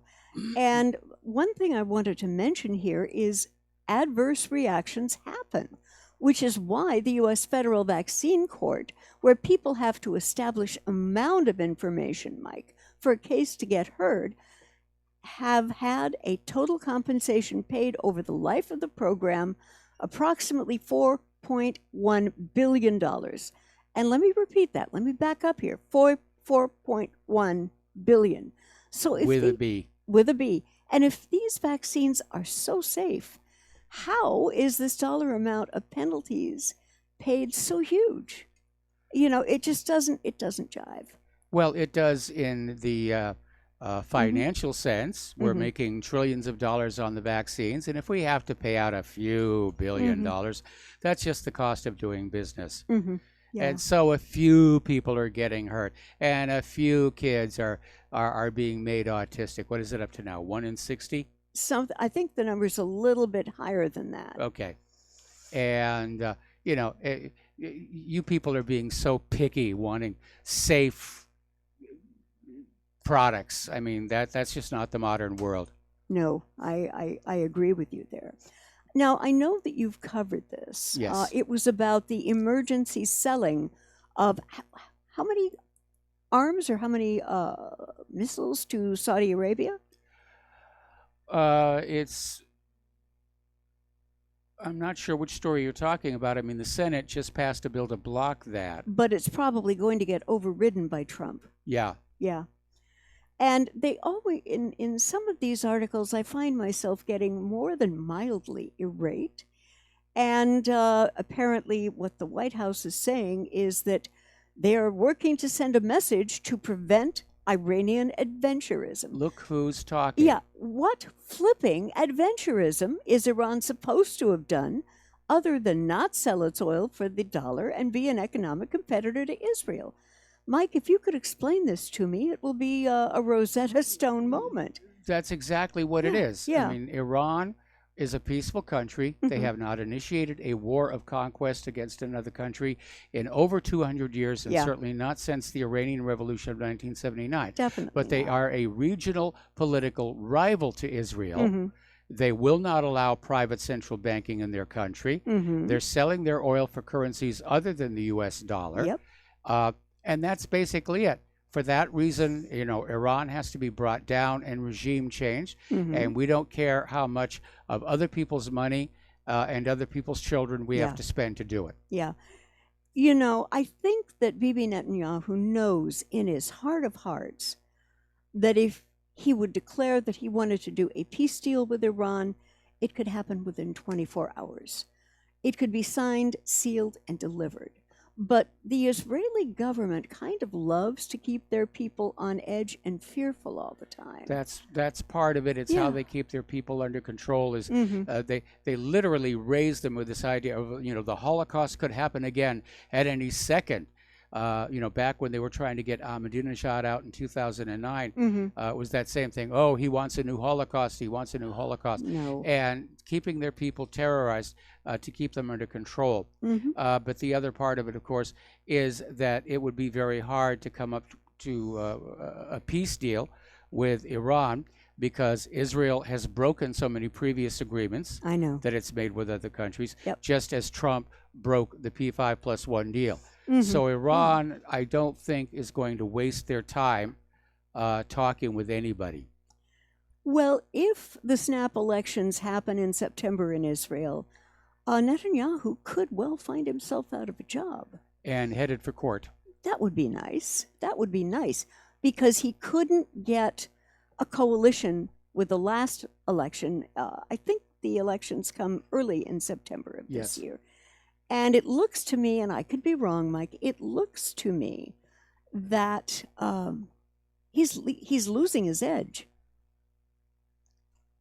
He's really losing his edge. And, we've been talking about this tension in the Gulf. And this comes to us from Sputnik. And by the way, if you've never read some of these foreign press blogs in English, be a little adventurous. You're going to get a more objective view Yeah. about what's going on here. I mean, right Yeah. now, the American corporate media has been transformed into a nonstop war propaganda machine. I Yeah. mean, we had a caller earlier in the program today who was just going on and on about how Sean Hannity was just raging that Iran had to be flattened. And that's the message corporate media is trying to put on out. Mm-hmm. You know, we need another war. Same thing we saw back with Iraq. Yep. You know, we've got to have a war with Iraq. We've got to have a war with Syria. We've got to have a war with whoever's next on the list. Yeah. Okay. But this is interesting, and it just happened today. Apparently, U.S. nuclear-capable bombers were spotted flying in the Persian Gulf amidst the spat over the lost, which I think has been found, drone. And Well, it's in pieces. yeah, yeah. I mean, all the Iranians have to do is just draw out the GPS coordinates, and it will be very clear if that drone was in an international zone or Iranian sovereign zone. They may well be able to do that because of the Mhm. success they had hacking that other U.S. drone that they brought on down. I remember. But again, the fact that they recovered the wreckage Mhm. in Iran's territorial waters, Mhm. I think tells us, you know, what really happened. And by the way, somebody wrote in to say that in the 21-mile stretch of the Gulf of Hormuz, Mhm. there is no such thing as an international water area. The strait Okay. is owned equally by Mhm. Oman and Iran. Okay. So, All right. And I think that we're still playing recklessly. I don't think this issue with Iran is going to go away. Not anytime soon. I don't Mike. either. I mean, Yeah. I still want to look into this comment that there was apparently a passenger aircraft with 35 people on board Mhm. right next to the drone. And I'm thinking that the actual plan was to have Iran shoot at the Global Hawk Yeah. and accidentally hit the passenger plane. Yeah. That would have definitely been enough of an incident Yeah. to go with the attack. But if that was the plan, they botched it. Yeah. Failed miserably. The drone fell into the water, and for whatever reason, and I don't think it has anything to do with 150 dead from the strike, Mm-mm. Trump pulled the plug at the last possible second with aircraft in the air. Mhm. And again, the reason I'm not buying Trump's continued statement that he was concerned about the 150 people who might be killed by the drone strikes is because he certainly didn't care about people being killed in his cruise missile attacks into Syria. Yeah. And he's certainly not worried about all the people who could have been killed going into Iran with Mhm. warplanes. Yeah, that was, it's scary. And my concern is I know that John Bolton is meeting with his counterpart in Tel Aviv probably into the beginning of next week. Well, they're probably just, you know, screaming at each other saying, how could Trump have done this to us? We were ready to go. Yeah, yeah. If you love peace and you love people, you don't want to see this war happen. It's an economic war, as Yep. all wars are, and I'd really like it if the White House would cool its jets. Now, this is an interesting, almost funny article. There is a gentleman who made a fearless prediction, as we like to do. He was predicting that night scope robots, like the Daleks from Doctor Who, might replace police officers, and the guy turned out to be right. So, according to CBS Los Angeles, the Huntington Park Police Department is using a Nightscope K5 robot to patrol public areas like parks and city buildings. The Huntington Park Police, dubbed HP RoboCop, comes equipped with a 360-degree high-definition set of cameras that allow police officers to spy on people in public places. Now, according to KTLA 5, which Mike and I remember when we lived LA adjacent, Mayor Karina Macias is very excited to have police robots spying on people. And she says, I'm very excited that we can officially call on HP RoboCop to help our police officers patrol our city. And I am certainly impressed with the HP RoboCop and can't wait to see it in action. I'm already such a fan. Gush, gush. So why should this lady be so excited? Here, the Nightscope website makes no effort to hide the fact that their robots have been specifically designed, Mike, to spy on people in public places like malls, corporate campuses, logistics facilities, manufacturing plants, commercial property, warehouses, hospitals, airports, casinos, stadiums, gas stations, data center, auto auction, and parking structures. Well, those are all places where you really wouldn't have an expectation of privacy. No. I just don't want to look out my bedroom window and see one of those things peeking in. Yeah. You know. But do you remember when we were still living in North Hollywood and those police helicopters with those spectrophysics lights would fly over low and shine the light into our bedroom? Yes. Yeah, that was always a little unnerving. Yeah, and apparently this RoboCop and public TSA style scanners, when they're joined, it's kind of an Orwellian nightmare for citizens. And they're also going to be speaking. They'll be able to roll down sidewalks and recite phrases to members of the public, such as an excuse me and good day to you. Now, And thank you for your cooperation, citizen. Oh my goodness.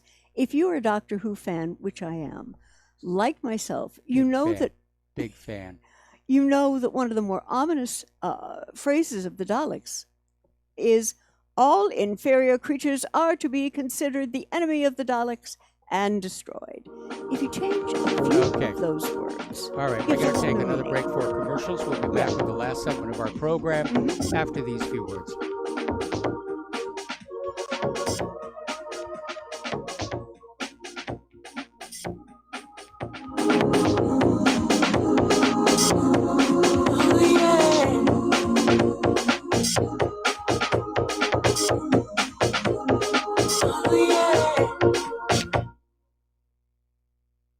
Homeowners, are you in foreclosure, expecting to be served with a foreclosure lawsuit, or suspect your lender has coerced you into an illegal mortgage transaction?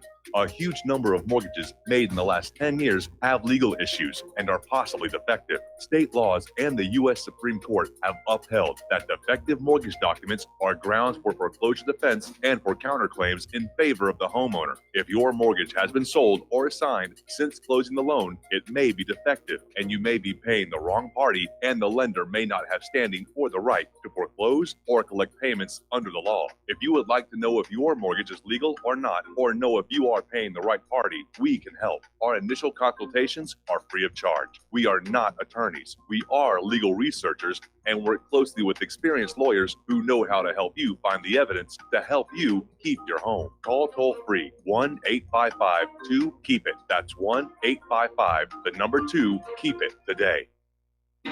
Without the right accessories, any guy can be off the mark. Whether you've invested thousands in your arsenal or you own a single trusted firearm, a visit to AROutfitting.com is in order. It's one of the finest online selections of tactical optics and AR parts and add-ons, like EOTech, quick target acquisition with no peripheral loss. Browse the full range of Nikon scopes and binoculars. AROutfitting.com can illuminate your world with Streamlight gun-mounted lights from keychain to large handhelds up to 1,100 lumens. Find some stability with Battenfield tactical bipods. AirOutfitting.com has CMMG gun parts, barrels, assemblies, handguards, part kits, and more, plus mag-full clips and magazines. I know I've got you excited, so take a breath.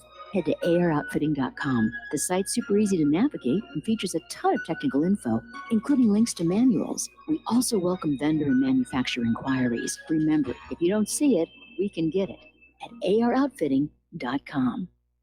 Tired of being lied to by mass media? It's growing more and more apparent today that news is received less and less through standard media outlets. Even with a growing audience every day, RBN is beginning to direct more efforts into social media. Social media and the use of the internet is fast becoming the primary source of people for news, regardless of demographic. RBN has set out to provide some of the best news on the internet through republicbroadcasting.org, and also has begun to use the tools to our advantage by way of social media. Republic Broadcasting is now operating a Facebook page to function as yet another avenue to have our collective voice reach new audiences across not only America, but across the globe as well. The Facebook page features not only news, but also an RBN player to listen to our broadcasts. Get involved by visiting facebook.com/Republic Broadcasting and liking our page and share it with your friends and family. because you can handle the truth. What this country is coming to, I sure would like to know. If they don't do something by and by, the rich will live and the poor will die. Doggone, I mean the panic is on. Can't get no way, can't draw no pay. And aloha, America. Welcome back to our show. Here's the last segment of our program today. And I want to spend this last segment talking about Facebook. And by the way, apparently Facebook's user numbers are going down. Whether that's from the spying or the censorship, nobody really knows, but they are going down. But apparently, Facebook hired Cognizant in Tampa, Florida, to police content for violence, extremism, child pornography, and other banned content such as vaccine safety and GMOs and anything conservative and so forth. But apparently 3 former contractors have broken their non-disclosure agreements to basically say the conditions under which they had to work were absolutely shocking. It was a high-stress environment where basically they were paid $15 an hour to pore over disturbing content, and they had a quota system they had to go through. And, you know, Facebook is out there trying to say, well, we work with our content review partners to make sure it's a good system. But apparently Cognizant is running a sweatshop for all possible definitions of the word here. Now, over at FinTech, their CEO is claiming that Facebook ripped off his bank startup's logo for their new cryptocurrency project. And the logos are not exactly alike, but they're very similar. And basically, FinTech CEO Stuart Sopp said, it's a funny way to try and create trust in a new global financial system by ripping off another FinTech firm. Ow. So apparently Facebook's idea was, well, if we have a logo that looks almost exactly like this other well-known and trusted company, that people will trust us as well. And by the way, wouldn't be the first time that has happened. No. Definitely not. Anyway, apparently since April of 2018, which is when the Cambridge Analytica scandal broke in the Observer, actions on Facebook such as likes, shares, and posts have dropped by almost 20%. Wow, that's significant, Mike. That is very, really significant. very significant indeed. So bad Facebook, bad Facebook. Okay, now, of concern to a lot of people right now is this recent escalation in the concept of cyber warfare. And it began with this New York Times report that the U.S. has escalated its plans to plant malware in the Russian power networks, supposedly in response to similar incursions by Russia's backed hackers. And this could be a bigger threat or disruption to our country than even a nuclear explosion. Anyway, there's the music. It's time for us to get on out of here. Please stay tuned for John Stadmiller. I'm sure he's got lots of interesting things to share with you. And please take what you learn here, share them with everybody that you know. Please donate to Republic Broadcasting. Please donate to whatreallyhappened.com. We're right on the edge and we need your help. We'll be back on Monday. Aloha, America.